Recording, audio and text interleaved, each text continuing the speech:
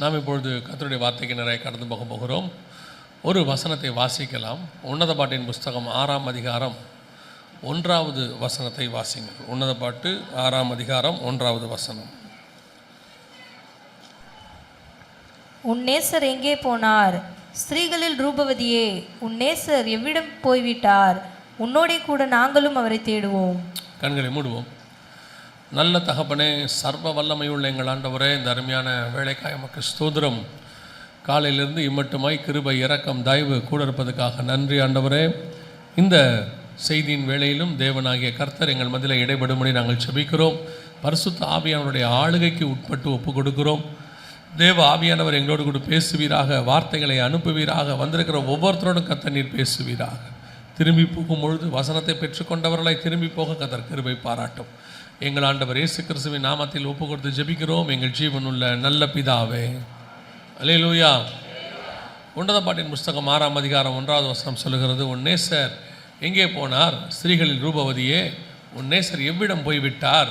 உன்னோடு கூட நாங்களும் அவரை தேடுவோம் அப்படின்னு. இந்த உன்னத பாட்டின் புஸ்தகத்தை பற்றி நம்ம எல்லாருக்கும் தெரியும்.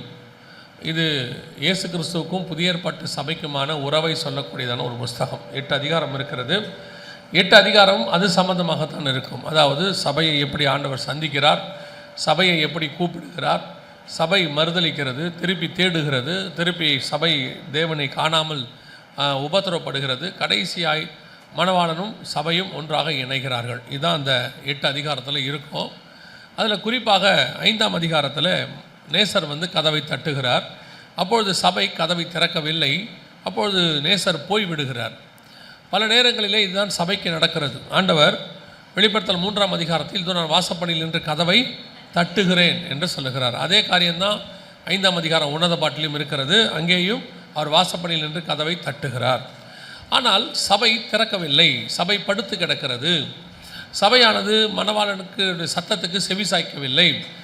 இன்னொரு பெரிய விஷயம் என்னென்னா, மணவாளனோடு கூட ஆர்கியூமெண்ட் பண்ணிக்கிட்டு இருக்கு. பல நேரங்களிலே சபைகள் இப்பொழுது ஆர்கியூமெண்ட் பண்ணுற சபைகளாக மாறிவிடுகிறது. இப்போது சபைகளில் நேற்று நம்ம பேசும்போது சொன்னோம், ஞாபகம் நினைக்கிறேன், அநேக சபைகளிலே கர்த்தர் இல்லை அப்படின்னு சொல்லி ஒருத்தர் ஒரு புத்தகத்தில் எழுதியிருக்கிறாரு, சபைகளிலே கர்த்தர் இல்லை என்று சொல்லி ஜெகன் கல்லோபதேசம் சொல்கிறாரு, சபையை விட்டு கர்த்தர் போகவே மாட்டார் அப்படின்னு சொல்கிறாரு. எசேக்கியேல் புஸ்தகம் 8ஆம் அதிகாரம் 6ஆம் வசனத்தில் நம்ம வாசித்தோம், என் பரிசுத்த ஸ்தலத்தை விட்டு என்னை தூரமாய் போகும் என்னும்படியான காரியத்தை இஸ்ரவேல் வம்சத்தார் செய்கிறார்கள். சபையை விட்டு கர்த்தர் என்ன செய்வார்? தூரமாக போவார். பல நேரங்களில் கர்த்தர் கொடுக்குற வார்த்தைக்கு நம்ம செவி சாய்க்கணும், கதவை திறக்கணும். பாருங்கள், இப்போது 5ஆம் அதிகாரம் உன்னத பாட்டில் கதவை தட்டுறாரு, சபை திறக்கலை. 6ஆம் அதிகாரத்தில் நேசர் போய்விட்டார்னு இருக்குது. அதான் கேட்குறாங்க, உன் நேசர் எங்கே போய்விட்டார்? வெளிப்படுத்தல் 3ஆம் அதிகாரத்தில் சபை கதவை தட்டுகிறார் என்று இருக்கிறது. அந்த தட்டுற நேரத்தில் திறக்கணும். ஆர்கியூமெண்ட் பண்ணிக்கிட்டு இருக்கக்கூடாது. மணவாட்டி படுத்துட்டு ஆர்கியூமெண்ட் பண்ணுறா, நான் படுத்துட்டேன், வஸ்திரத்தை கலைந்தேன், பாதங்களை கழுவினேன், எப்படி நான் திறப்பேன்? ஆர்கியூமெண்ட். இன்றைக்கி சபை ஆர்கியூமெண்ட் உள்ள இடத்துக்கு போயிடுச்சு. கர்த்தர் சொன்னால் கூட ஏன் எதுக்கு? ஒரு காலகட்டத்தில் சபையில் இருக்கிற விசுவாசிகள் ஊழியக்காரர் சொன்னால் ஏன் என்று கேட்காமல் கீழ்ப்படிவார்கள். அது ஏன் அப்படி கீழ்ப்படிஞ்சாங்க அப்படின்னு சொன்னால், ஊழியக்காரர் சொல்லக்கூடிய வார்த்தைகளிலே அந்த அளவுக்கு ஆவிக்குரிய சத்தியம் இருந்துச்சு. நான் சொல்லுவேன், அன்னைக்குள்ள ஊழியக்காரர்கள் அவங்க பைபிள் காலேஜ் முடிச்சுட்டு வந்தவங்க ரொம்ப குறைவு. ஆனால் ஆவியிலே நிரப்பப்பட்டவர்களை சபை நடத்தினவர்கள் தான் ஜாஸ்தி. அதனால் அவங்க ஆவியில் நிரம்பி ஒரு விஷயத்தை சொல்லும்போது ஜனங்கள் அதை கேட்டார்கள். ஏன்னு கேள்வி கேட்க மாட்டாங்க. நம்ம ஆண்டவருக்கு பிடிக்காத ஒரு விஷயம் இந்த ஏன்னு கேட்கறது. போய் நேர் தெருவில் பவுல் என்று ஒரு மனுஷன் இருக்கிறான், அவனை போய் நீ அபிஷேகம் பண்ணு அப்படின்னு கர்த்தர் சொன்ன உடனே போகணும். அனனியா உட்காந்து ஆண்டவர்கிட்ட ஆர்கியூ பண்ணுவார், அவனா சபைகளை துன்பப்படுத்துகிறவன் ஆகிற்று. இன்னமும் ஆண்டவருக்கு தெரியாத மாதிரி ஆண்டவர் சொல்லுவார், எனக்கு தெரியும், நீ போ அப்படிம்பார். மோசையை கூப்பிட்ட போது மோசை உட்காந்து ஆர்கியூ பண்ணிக்கிட்டு இருப்பார். கர்த்தர் கோபம் உண்டவராகி அப்படின்னு இருக்கும். ஆபிரகாமை கூப்பிட்ட போது ஆபிரகாம் அழைப்பை தவற விட்டு 2வது அழைப்பை சொல்லும்போது கர்த்தர் சொல்லுவார், நீ போ அப்படிம்பார். கர்த்தர் பல நேரங்களிலே அவர் சொல்லுகிறதை கேட்காத போது, ஏன்னா அவர் சர்வ வல்லமை உள்ள தேவன். யோசித்து பாருங்கள், இன்றைக்கி ஒரு மேல் அதிகாரி ஒரு விஷயத்தை சொன்னால் கீழே இருக்கிறவர் அதை அப்படியே கேட்டு ஒபே த ரூல்ஸ் அப்படின்பாங்க, ஒபே த ஆர்டர் அப்படிம்பாங்க. ஆனால் ஒரு வார்த்தை எதிர்த்து பேசினா கோபம் வரும். ஒரு சாதாரண அதிகாரிக்கு, அவருக்கு மேலே இருக்கிற அமைச்சருக்கு இன்னும் கோபம் வரும். எல்லா அமைச்சர்களுக்கும் மேலே இருக்கிறவங்களுக்கு இன்னும் கோபம் வரும். ராஜாக்களுக்கு இன்னும் கோபம் வரும். ஆனால் இவரோ ராஜாக்களை தள்ளி ராஜாக்களை உருவாக்குற சர்வ வல்லமை உள்ள ராஜா. அப்போ அவருக்கு ஒரு விஷயத்தை சொல்லும்போது, அவர் கேட்கும்போது சபையானது மறுதளிக்கிறது அல்லது மறு உத்தரவு கொடுக்குதுன்னா கர்த்தர் டென்ஷன் ஆவார். அதனால தான் பல நேரங்களிலே கதவை தட்டிட்டு அவர் போய் விடுகிறார். இப்போ நேசர் இல்லை. இவங்க என்ன சொல்கிறாங்க, உன் நேசர் எவ்விடம் போய்விட்டார், உன்னோடு கூட நாங்களும் தேடுவோம். சபையினுடைய வேலை என்ன? நேசரோடு கூட இருப்பது. வசனம் சொல்லுது, வனாந்திரத்திலே சாய்ந்து வருகிற இவள் யாரோ, நேசரோடு கூட சாய்ந்து வருகிறது தான் சபை, நேசரோடு கூட இருப்பது தான் சபை. பல நேரங்களில் வேதாகமத்தில் நாம் பார்க்கிறோம், இந்த சக்ஸஸ்ஃபுல்லான பர்சன்ஸ் அப்படின்னு இருக்கிற எல்லாரையும் எடுத்து பாருங்கள். ஒவ்வொருத்தரும் ஒவ்வொரு விதமான ஆவிக்குரிய ஒரு ஐக்கியம் தேவனோடு கூட இருந்துச்சு. ஒரு ஸ்டாண்டர்ட் தேவனோடு கூட ஒரு ஆவிக்குரியதான ஒரு ஸ்டாண்டர்ட் இருந்தது. இப்போ சபை அப்படி இல்லை. சபை இன்னைக்கு தேவன் இருக்கிறாரா இல்லையானே தெரியாது. நீங்கள் சபையில் ஆவியானவர் இருக்கிறாருங்கிறத எதை வச்சு கண்டுபிடிக்கிறீங்க அப்படின்னு கேட்டால், எல்லாரும் ஆவியில் நிறைஞ்சு கை தட்டுறது. ஆவியில் நிறைஞ்சு கை தட்டுறது ஆவியானவர் இருக்கிறதுக்கு அடையாளம்னா, அந்த ட்ரம்மோ இல்லை மியூசிக்கோ நிறுத்தின உடனே நின்று போகுது தானே. மியூசிக் இருந்தால் தானே ஆவியில் நிறைய அந்த அந்த வருது. அதுக்குன்னே ஒரு 4-5 பாட்டு வேறு வச்சுருக்குறோம். இல்லை, பொழிந்திடும் வல்லமை, உன்னதத்தின் வல்லமை, அக்கினியே ஊற்றும் தேவா, இதெல்லாம் பாடின உடனே ஆட்டோமேட்டிக்காக என்ன ஆகுது, ஆவி தானாக இறங்குதில்ல. ஏன் இந்த பாட்டு இல்லாட்டி வரமாட்டேங்குது? ஏன் இது இல்லாமல் வருது, வரமாட்டேங்குது? நிறைய பேருக்கு பாருங்கள், இது இல்லாமல் வராது. இந்த மாதிரி எதையாவது இப்போ ஊழியக்காரங்களும் எப்படி ஆயிட்டாங்க, ஊழியக்காரங்களும் சரி, சபை நடத்துகிறவங்களும் சரி, அல்லது ஆராதனை வீரர்களும் சரி, உங்களை ஆவியில் நிறைய வைக்கணும்னா இப்படி ஒரு 6-8 பீட்டில் போட்டு டம்மு டம்மு டம்மு டம்மு டம்முன்னு அடித்தா தான் ஆவியில் நிறைவேன்றீங்க. அப்போ இது என்ன ஆவியாக இருக்கும்? வேகமாக அடித்தா தான் உள்ளே வருதுன்னா அது என்ன ஆவி? 120 பேர் மேல் வீட்டு அறையில் கூடி இருக்கும்போது அவர்கள் ஒருமனப்பட்டு தேவ சமூகத்தில் ஓரிடத்தில் கூடி வந்திருந்தார்கள். பெந்தகோஸ்தே நாள் வந்தபோது அங்கே ட்ரம் அடித்தாங்க, அது அடித்தாங்க, இது அடித்தாங்க, எதுவுமே இல்லை. ஒருமனப்பட்டு ஜெபம் பண்ணாங்க. ஆவியானவர் அக்கினிமயமாக இறங்கினார். அப்போ நம்ம ஆவியின் நிறைவு என்பதை எதை சொல்கிறோம்? சரி, அந்நிய பாஷை ஆவியின் நிறைவா அப்படின்னா, அது ஆரம்பத்தில் பரிசுத்த ஆவியை நீங்கள் பெற்றுக்கொண்ட போது, அந்நிய பாஷை பேசின போது அது ஆவியின் நிறைவில் தான் இருந்துச்சு. ஒரு பீரியடுக்கு அப்புறம் அது உங்களுக்கு ப்ராக்டிஸாக போச்சு. சிலர்லாம் பார்த்தீங்கன்னா இப்போ எங்கேயாவது பார்த்துக்கிட்டே அந்நிய பாஷை பேசிக்கிட்டு இருப்பாங்க. அந்நிய பாஷை பேசிக்கிட்டே இன்னொருத்தரோடையும் பேசுவாங்க. பார்த்துருக்கீங்களா? இங்கே அந்நிய பாஷை பேசிக்கிட்டே இருப்பாங்க, கூப்பிட்டுக்கிட்டே இருப்பாங்க. அவங்ககிட்ட கண்ணில் பாஷையில் பேசுவாங்க, ஆண்டவர்கிட்ட அந்நிய பாஷையில் பேசுவாங்க. இது என்ன ஆவியின் நிறைவு? இது எப்படி ஆவியின் நிறைவாய் மாறும்? இன்று ஆவியின் நிறைவு அல்ல. அப்போ ஆவியின் நிறைவு என்பது என்ன, அல்லது தேவனோடு கூட இருப்பது என்ன அப்படின்னா, நாம் தேவனோடு கூட எந்த அளவுக்கு ஐக்கியமாக இருக்கிறோங்கிறதா முக்கியம். பல நேரத்தில் ஆண்டவர் சொல்கிறார் வேதத்தில், அவர்களோ வாயினால் என்னை கனம் பண்ணுகிறார்கள், இருதயமோ எனக்கு தூரமாக இருக்கிறது, ரொம்ப தூரத்தில் இருக்கிறார் அப்படின்னு சொல்கிறார். There is a distance between God and us. நமக்கும் தேவனுக்கும் என்ன இருக்குது? பெரிய டிஸ்டன்ஸ், ஒரு பெரிய கேப் இருக்குது. இந்த ஆபிரகாம் சொல்வார்ல, ஐஸ்வர்யனை பார்த்து, நான் உங்ககிட்ட தண்ணி கொடுக்கணும்னு நினச்சா கூட எனக்கு உனக்கு நடுவில் என்ன இருக்குது? ஒரு பெரிய பிளவு இருக்குது. ஆண்டவருக்கும் அப்படி தான். நமக்கு ஆசீர்வதிக்கணும்னு நினச்சா கூட நமக்கும் ஆண்டவருக்கு என்ன இருக்குது? ஒரு டிஸ்டன்ஸ் மெயின்டைன் பண்ணுறோம். எவ்வளவுக்கு எவ்வளவு தேவனோடு கூட நெருங்குகிறீர்களோ அவ்வளவுக்கு அவ்வளவு நீங்கள் தேவனோடு கூட ஐக்கியப்பட்டு பெரிய காரியங்களை செய்ய முடியும். வேதத்தில் ஒரு சிலர் தேவனோடு கூட ஒரு டிஸ்டன்ஸ் மெயின்டைன் பண்ணுவாங்க. உங்களுக்கு தெரியும் நினைக்கிறேன், நமக்கு தெரிஞ்ச எல்லாருக்கும் தெரிஞ்ச வசனம் தான். வாசிங்க, சங்கீதங்களின் புஸ்தகம் 16ஆம் அதிகாரம் 8வது வசனத்தை வாசி. சங்கீதம் 16:8 வாசி. கர்த்தரை எப்பொழுதும் எனக்கு முன்பாக வைத்திருக்கிறேன், அவர் என் வலது பாரிசத்தில் இருக்கிறபடியால் நான் அசைக்கப்படுவதில்லை. இந்த வசனம் ஆவிக்குரிய விதத்தில் அவன் சொன்னாலும் கூட, சங்கீதக்காரன் அதாவது தாவீது சொல்றாரு, கர்த்தரை நான் எப்பொழுதும் எனக்கு முன்பாக வைத்திருக்கிறேன். இது ஒரு ஆவிக்குரிய ஸ்டாண்டர்ட். எப்பொழுதும் கர்த்தர் எனக்கு முன்பாக இருக்கிறார். கர்த்தர் எனக்கு முன்பாக இருக்கிறாருங்கிறது இப்போ நம்ம பார்க்க போகிறதுல ஒரு ஆவிக்குரிய ஸ்டாண்டர்டில் ஒரு 3வது இடம், 4வது இடம். இதை விட மேலே நிறைய இடம் இருக்குது. ஆனால் இந்த இடமே நமக்கு ரொம்ப பெருசு. கர்த்தரை எப்பொழுதும் எனக்கு முன்பாக வைத்திருக்கிறேன் அப்படிங்கிறது கொஞ்சம் நீங்கள் யோசித்து பாருங்கள். சாதாரணமாகவே கர்த்தரை எப்பொழுதும் உங்களுக்கு முன்பாக வைத்திருக்கிறீர்களா? கர்த்தரை எப்பொழுதும் உங்களுக்கு முன்பாக இருக்கிறாரா? நம்மளை பொறுத்தவரைக்கும் கர்த்தர் எப்பொழுதும் நமக்கு முன்பாக இருக்கிறார். நாம் போய் முழங்கால் படியிடும் போது கர்த்தர் நமக்கு முன்பாக இருக்கிறார். நம்ம என்ன சொல்கிறோம்? ஜெபம் பண்ணும்போது கண்ணை மூடினேன், ஒரு ஒளி வந்துச்சு, ஆண்டவர் வந்தார். சில நேரத்தில் என்ன சொல்கிறோம், நான் ஆலயத்துக்கு போனேன், அங்கே ஆவியில் நிரம்பும் போது தேவன் எனக்கு முன்பாக வந்தார். கர்த்தர் வந்தாருங்கிறது நமக்கு என்றைக்கோ நடக்கிற ஒரு சம்பவம். ஆனால் கர்த்தரை எப்பொழுதும் எனக்கு முன்பாக வைத்திருக்கிறேன், அது முடியுமா? இன்றைக்கி ப்ராக்டிக்கலாக கேட்டு பாருங்கள். நான் சொல்கிறது உலக பிரகாரமாக ஒரு ப்ராக்டிக்கலாக கேட்டு பாருங்கள். கர்த்தரை எப்பொழுதும் உங்களுக்கு முன்பாக வச்சுருக்க முடியுமா அப்படின்னு கேட்டால் நம்ம சொல்கிற மிக முக்கியமான விஷயம், இன்றைக்கி இருக்கிற பிஸியான வாழ்க்கையில் எப்படிங்க முடியும் இல்லையா? இன்னைக்கு கூட ஒருத்தரோட பேசிகிட்டு இருந்தோம் நேற்று. அவங்க சொல்லும் போது உண்மையிலே அது எவ்வளோ கஷ்டம் அப்படின்னு எனக்கு புரியுது. அதாவது ஒருத்தரை ஒரு வேலை செய்ய சொல்லியிருந்தோம்.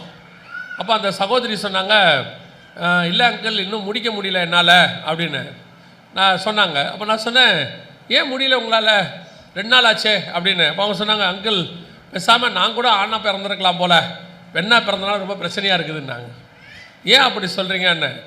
இல்லை அங்கிள், வீட்டையும் பார்க்க வேண்டியிருக்கு, பாத்திரத்தையும் வளர்க்க வேண்டியிருக்கு, துணியும் துவைக்க வேண்டியிருக்கு, பிள்ளையும் கிளப்ப வேண்டியிருக்கு, பிள்ளையை சொல்லிக் கொடுக்க வேண்டியிருக்கு, இதோட சில ஊழியத்தையும் செய்ய வேண்டியிருக்கு, எல்லாத்தையும் சேர்த்து செய்யும் போது ரொம்ப கஷ்டமாக இருக்குது அங்கிள் அப்படின்னாங்க. அப்போ தான் ப்ராக்டிக்கலாக யோசித்து பார்த்தா எவ்வளோ கஷ்டம் இல்லை. நாம் எழுந்திரிச்சு காலையில் ஒரு பேண்ட் சட்டையை மாட்டிக்கிட்டு நேராக கிளம்பி வந்துடுறோம். டீ கிடச்சா டீ குடிக்கிறோம், இல்லை வீட்டில் கடையில் போய் குடிச்சிடுறோம். நான் அதான் எப்போவும் சொல்லுவேன், இந்த காலையில் 4 மணி 5 மணிக்கு போய் பாருங்கள், எல்லா டீ கடையிலையும் கூட்டம் நிறையா இருக்குது இப்போ இல்லையா? நான் ஒரு நாள் யோசித்தேன், ஏன் இந்த டீ கடைகளில் இவ்வளோ கூட்டம் காலை 4 மணி 5 மணியில் இருக்கிறது அப்படின்னும் போது அவங்க அத்தனை பேருக்கு பின்னாடி ஒரு கடை தான் இருக்கிறது. இவர்கள் யாருக்கும் வீட்டில் டீ கிடைக்கவில்லை. ஒரு வயலுக்கு என்ன கிடைக்கல, டீ கிடைக்கல. அங்கே போய் பாருங்கள், ஒரு சிஸ்டர்ஸ் கூட டீ குடிக்கல, எல்லாம் பிரதர்ஸ் தான். அத்தனை பேருக்கு என்ன கிடைக்கல, டீ கிடைக்கல. ஆனால் இதில் ஒரு என்ன ப்ளஸ் பாயிண்ட் இருக்குது, கிடைக்கலன்னா எங்கே வந்து முடிந்துருது, டீ கடைக்கு டீ குடிக்க முடியுது. ஆனால் சகோதரிக்கு டீ கிடைக்கலன்னு வச்சுங்க, அவங்க டீ கடைக்கு வர மாட்டாங்க. அவங்க சொல்கிற வார்த்தை என்னவா இருக்கும், பாலை வாங்கி ஒன்று போட்டு நம்ம அது அப்போ அவங்களால முடியும், அவங்களுக்கு தேவைன்னும் போது அதனால் என்ன செய்ய முடியும், டக்குன்னு ஒரு பாலை வாங்கி காய்ச்சி ஒரு காப்பியை போட்டு உட்காந்து டீ குடிப்பாங்க, நம்ம எதிரிலே குடிப்பாங்க. அதுவும் சொல்லுவாங்க, எங்களுக்கு என்ன வெளியே போய் குடிக்கவா முடியும், உங்களுக்கு போட்டுக்க முடியுது, எங்களுக்கு போட்டு கொடுக்க முடியல, அது இருக்கட்டும், அது வேறு விஷயம் வைங்களேன். அப்போது வீட்டில் வேலை பார்த்துட்டு ஊழியத்தை செய்வது என்பது மிகவும் கஷ்டமான ஒரு காரியம்தான், அதில் மாற்று கருத்துமே இல்லை. இன்றைக்கி வீட்டு வேலை செய்கிறதே எல்லாருக்கும் கஷ்டமாக இருக்குன்றாங்க, இதில் ஊழியமும் செய்யணும், இன்னும் கஷ்டம். அப்படி இருக்கும்போது சங்கீதக்காரர் சொல்கிறான், கர்த்தரை நான் எப்பொழுதும் எனக்கு முன்பாக வைத்திருக்கிறேன். இப்போ சகோதரிமார்களை இப்போ நாளைக்கு காலையில் பிள்ளையை ஸ்கூலுக்கு அனுப்புவீங்க தானே, இருக்குது தானே? உங்கள் வீட்டில் காலையில் ஒரு 7 மணிலேருந்து 8 மணி வரைக்கும் வீடு எப்படி இருக்கும் இல்லையா? ரணகலமாக இருக்கும் இல்லை? அப்படியே 3ஆம் ஒரு உலக யுத்தமே ஒன்று ஓடிக்கிட்டு இருக்கோம்.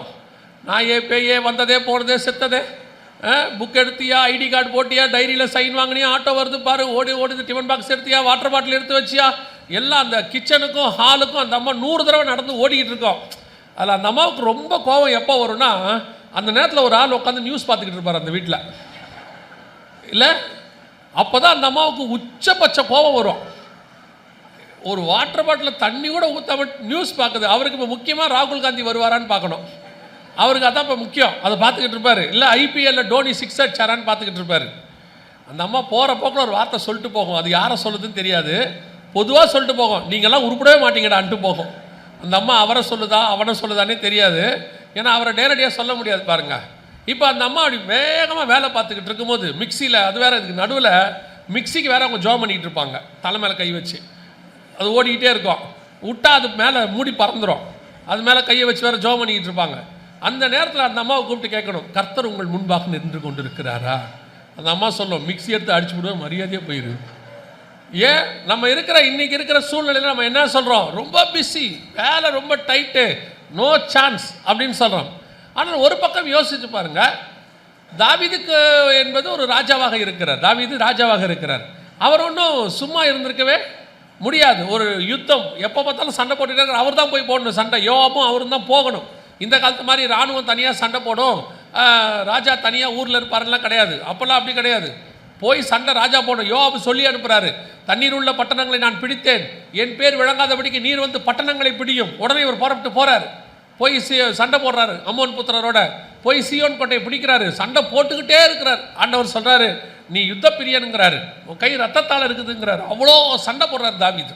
இது பத்தாததுக்கு ஒரு நாட்டை நிர்வகிக்கணும், வெறும் சண்டை போட்டால் பத்தாது, ஒரு நாட்டுக்கு தேவையான எல்லாத்தையும் அவர் என்ன செய்யணும், அது மட்டும் பத்தாது, அவருக்கு 8 மனைவி இருக்கிறாங்க. நமக்கெல்லாம் ஒன்று வச்சுக்கிட்டே உயிர் போகுது. ஒன்று கல்யாணம் பண்ண பிறகு அவன் பரலோகத்தை வாஞ்சிக்க தொடங்கிடுறோம். நம்மளாம் ஏன் இயேசுநாதர் சீக்கிரம் வரணும்னு ஜெபம் பண்ணுறோம்னா அதுக்கு கல்யாணம் ஒரு காரணம். எப்படியாவது ஆண்டவர் வந்தார்னா தப்பிச்சு போயிடலாம் பாருங்க. அப்படிங்கிற சில ஆட்கள்லாம் பார்த்தீங்கன்னா கல்யாணத்துக்கு அப்புறம் பாருங்கள், கல்யாணத்துக்கு முன்னாடி இருந்தது வேறு, கல்யாணத்துக்கு அப்புறம் பார்த்தீங்கன்னா சாக்ரட்டிஸ், அரிஸ்டாட்டல், ப்ளூட்டோ மாதிரி ஆயிடுறான். அவன் தத்துவம் பேசுகிறான். எனக்கு ஒரு சகோதரர் தெரியும், நல்ல பையன் தான், ஒரு 25-30 வயசுக்குள்ள தான் இருக்கும், 30-32 வயசு தான். பார்த்தீங்கன்னா இப்போவே பெரிய பெரிய சாக்ரட்டிஸ், அரிஸ்டாட்டல் மாதிரி மீதியான துணிக்கைகள்னு சொல்லி டெய்லி தத்துவமாக போடுறாப்புல. இது நானும் யோசிச்சுட்டே இருக்கேன், இவர் இவ்வளோ பெரிய அறிவு ஞானம் எங்கேருந்து பொத்துக்கிட்டு கொட்டோன்னா ஒன்றும் இல்லை, கல்யாணம் ஆகிருக்கு அவ்வளோதான். ஒரு கல்யாணம் ஆகி 2 குழந்தை பிறந்திருக்கு. அவர் 4 புத்தர் 3 அரிஸ்டாட்டல் அவருக்குள்ளே இருக்கிறார். அந்த அளவுக்கு ஞானம் என்னவாயிருச்சு. ஒரு கல்யாணத்துலேயே அவன் வேற மாதிரி பேச மாதிரிலாம் பார்த்தீங்கன்னா தத்துவம் பொத்துக்கிட்டு கொட்டுது, அவ்வளோ சாஃப்ட் ஆயிரு. அதை நான் எப்போதும் சொல்லுவேன், இந்த மோசே மாதிரி ஒரு கோபக்காரனை உலகத்தில் பார்க்கவே முடியாது. பேசிக்கிட்டே இருக்கணும், அடித்து கொண்டு விடுவான். எகிப்தனை அடித்து கொண்டு விட்டானாமா, அவ்வளோ பெரிய கோபக்காரரு. இந்த ஆளை ஊழியத்துக்கு பயன்படுத்தணும். ஆனால் ஊழியத்துக்கு பயன்படுத்தினா சாந்த குணமாக மாற்றணும். ஏன்னா 5.5 லட்சம் 6 லட்சம் புருஷரை கொண்டு வந்து கானானு கொண்டு போகணும், வழி நடத்தணும். இவனுக்கு பயங்கர டென்ஷன் பார்ட்டி, இவனை வச்சுக்கிட்டு செய்ய முடியாது. இவனை சாந்த குணமாக மாற்றணும். என்ன செய்யலாம்? கர்த்தர் பண்ணது ஒரே ஒன்று தான், அவனுக்கு கல்யாணம் பண்ணி வச்சுட்டாரு. ஒன்றே ஒன்று, 40 வருஷம் கல்யாணம் பண்ணி வச்சாரு. 40 வருஷம் முடியும் போது ஆண்டவர் சொல்கிறாரு, மோசையை போல சாந்த குணம் பண்ணவன் பூமியில் ஒருவனும் இல்லை. நடுவில் என்னப்பா நடந்துச்சு? ஒரே ஒரு கல்யாணம் ஆயிருக்கு. எப்பேற்பட்டாலும் சாஃப்ட் ஆயிடுறான் பாருங்க. பையனை பார்க்க அம்மா வராங்க வீட்டுக்கு 2 வருஷம் கழிச்சு. பையனை பார்த்துட்டு கேட்குறாங்க, நீ யாடா இப்படி இருக்கு? அந்த அம்மா பையனை பார்த்து கேட்குது, என்னடா இப்படி மாறிட்ட? ஒரு தோசை கருகி போயிருந்தா என்ன தோசை சுட்டுருக்க அப்படின்னு கேட்பாரு வீட்டில் பையன். இப்போ தோசை அந்த அம்மா பிச்சு பிச்சு அதுவே கொடுத்துடுது. பாதி கல்லில் இருக்குது, பாதி மிச்சம் தட்டில் இருக்குது. அந்த தோசையில் நடுவில் வேற ஒன்று இருக்காது. பல நேரத்தில் பார்த்தீங்கன்னா சகோதரிகள் தோசையை மடித்து கொடுப்பாங்க. அன்பு நான் நிமித்தம் இல்லை, பிரித்து பார்த்தீங்கன்னா உள்ள பாதி தோசை இருக்காது, அது கல்லில் இருக்கும். அந்த தோசையெல்லாம் பார்த்துட்டு அந்த அம்மா கேட்குது பையனை, மாமியார் என்னடா இப்படி ஆகி போயிட்ட, எப்படி இருந்தடா நீ? இவ்வளோத்துக்கு காரணம் ஒரே ஒரு கல்யாணம். ஒரு கல்யாணம் அவனை சாந்த குணமுள்ளவனை மாற்றி இன்னும் கொஞ்சம் போக போக செத்தவனை போல மாறிடுவான் போல. அவன் அந்த ரேஞ்சுக்கு போகுது. அப்போ யோசிச்சு பாருங்க, ஒரு கல்யாணத்திலே நாமெல்லாம் இப்படி ஆயிட்டோமே. தாவீதுக்கு எத்தனை கல்யாணம்? 8 மனைவிகள், மறுமனையாட்டிகள், 10க்கு எத்தனையோ பிள்ளைகள் வேற. அதில் ஒரு பிள்ளை பாவம் பிறக்கும்போதே செத்து போச்சு. அந்த குழந்தை இதாக இருந்து அங்கவீனமாக இருந்து. அது மட்டும் இல்லாதபடிக்கு ஒன்று அப்சலோமு, ஒன்று சாலமோனு. எத்தனை எல்லாம் ரகரகமாக இருக்குது, ஒவ்வொன்றும் ஒவ்வொரு ரகமாக இருக்குது. இதுக்கு நடுவில் தான் தாவீது சொல்கிறாரு, கர்த்தரை நான் எப்பொழுதும் எனக்கு முன்பாக வைத்திருக்கிறேன். அப்படின்னா எவ்வளவுதான் இருந்தாலும் கர்த்தரை தனக்கு முன்பாக வைக்கக்கூடிய ஒரு சுபாவம் யாருக்கு இருந்தது? சரி, கர்த்தரை முன்பாக வைத்தல்னா என்ன? கர்த்தர் என்ன பொம்மையா தூக்கி முன்னாடி வச்சுக்கிறதுக்கு எப்போ பார்த்தாலும்? இல்லை, அவர் ஜீவன் உள்ள தேவன். அவரை முன்பாக வைக்கிறதுனா என்னன்னா, அதுக்கு ஒரு சூட்சமம் இருக்குது. அவரை கர்த்தரை எப்பொழுதும் எனக்கு முன்பாக வச்சுக்கொள்வதுக்கு ஒரு சூட்சமம் இருக்குது. நம்ம எல்லாருக்கும் தெரிஞ்ச ஒரு சம்பவம் தான், பைபிளில் உள்ள ஒரு தெரிஞ்ச ஒரு சம்பவம். ஆதியாகமத்தின் புஸ்தகத்தில் யாக்கோபு தேவனை பார்த்து ஆசீர்வதிக்கும்படி ஒரு காரியத்தை சொல்கிறார். சொல்லும்பொழுது நல்லா கவனிச்சு பாருங்க. ஆண்டவர் யாக்கோபை பார்த்து ஒரு வார்த்தை சொல்வார்.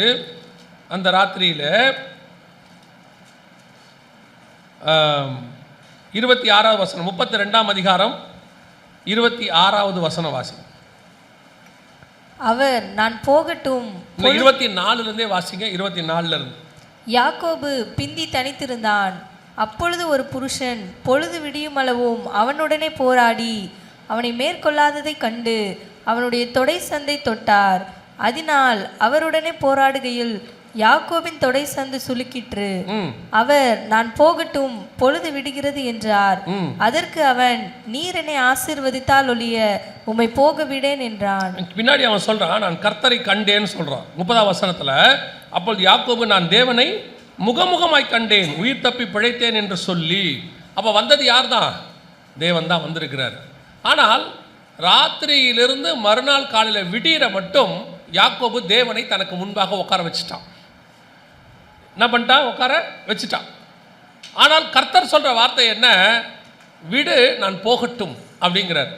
இங்கே என்ன நடந்துச்சு அப்படின்னு கேட்டிங்கன்னா, நிறைய பேர் இதுக்கு ஒரு விளக்கம் கொடுக்குறாங்க. என்ன விளக்கம் கொடுக்குறாங்கன்னா, அந்த இடத்துல வசனம் இருக்குல்ல, அந்த புருஷன் பொழுது விடிய மட்டும் அவனோடு போராடி அப்படின்னு இருக்குல்ல.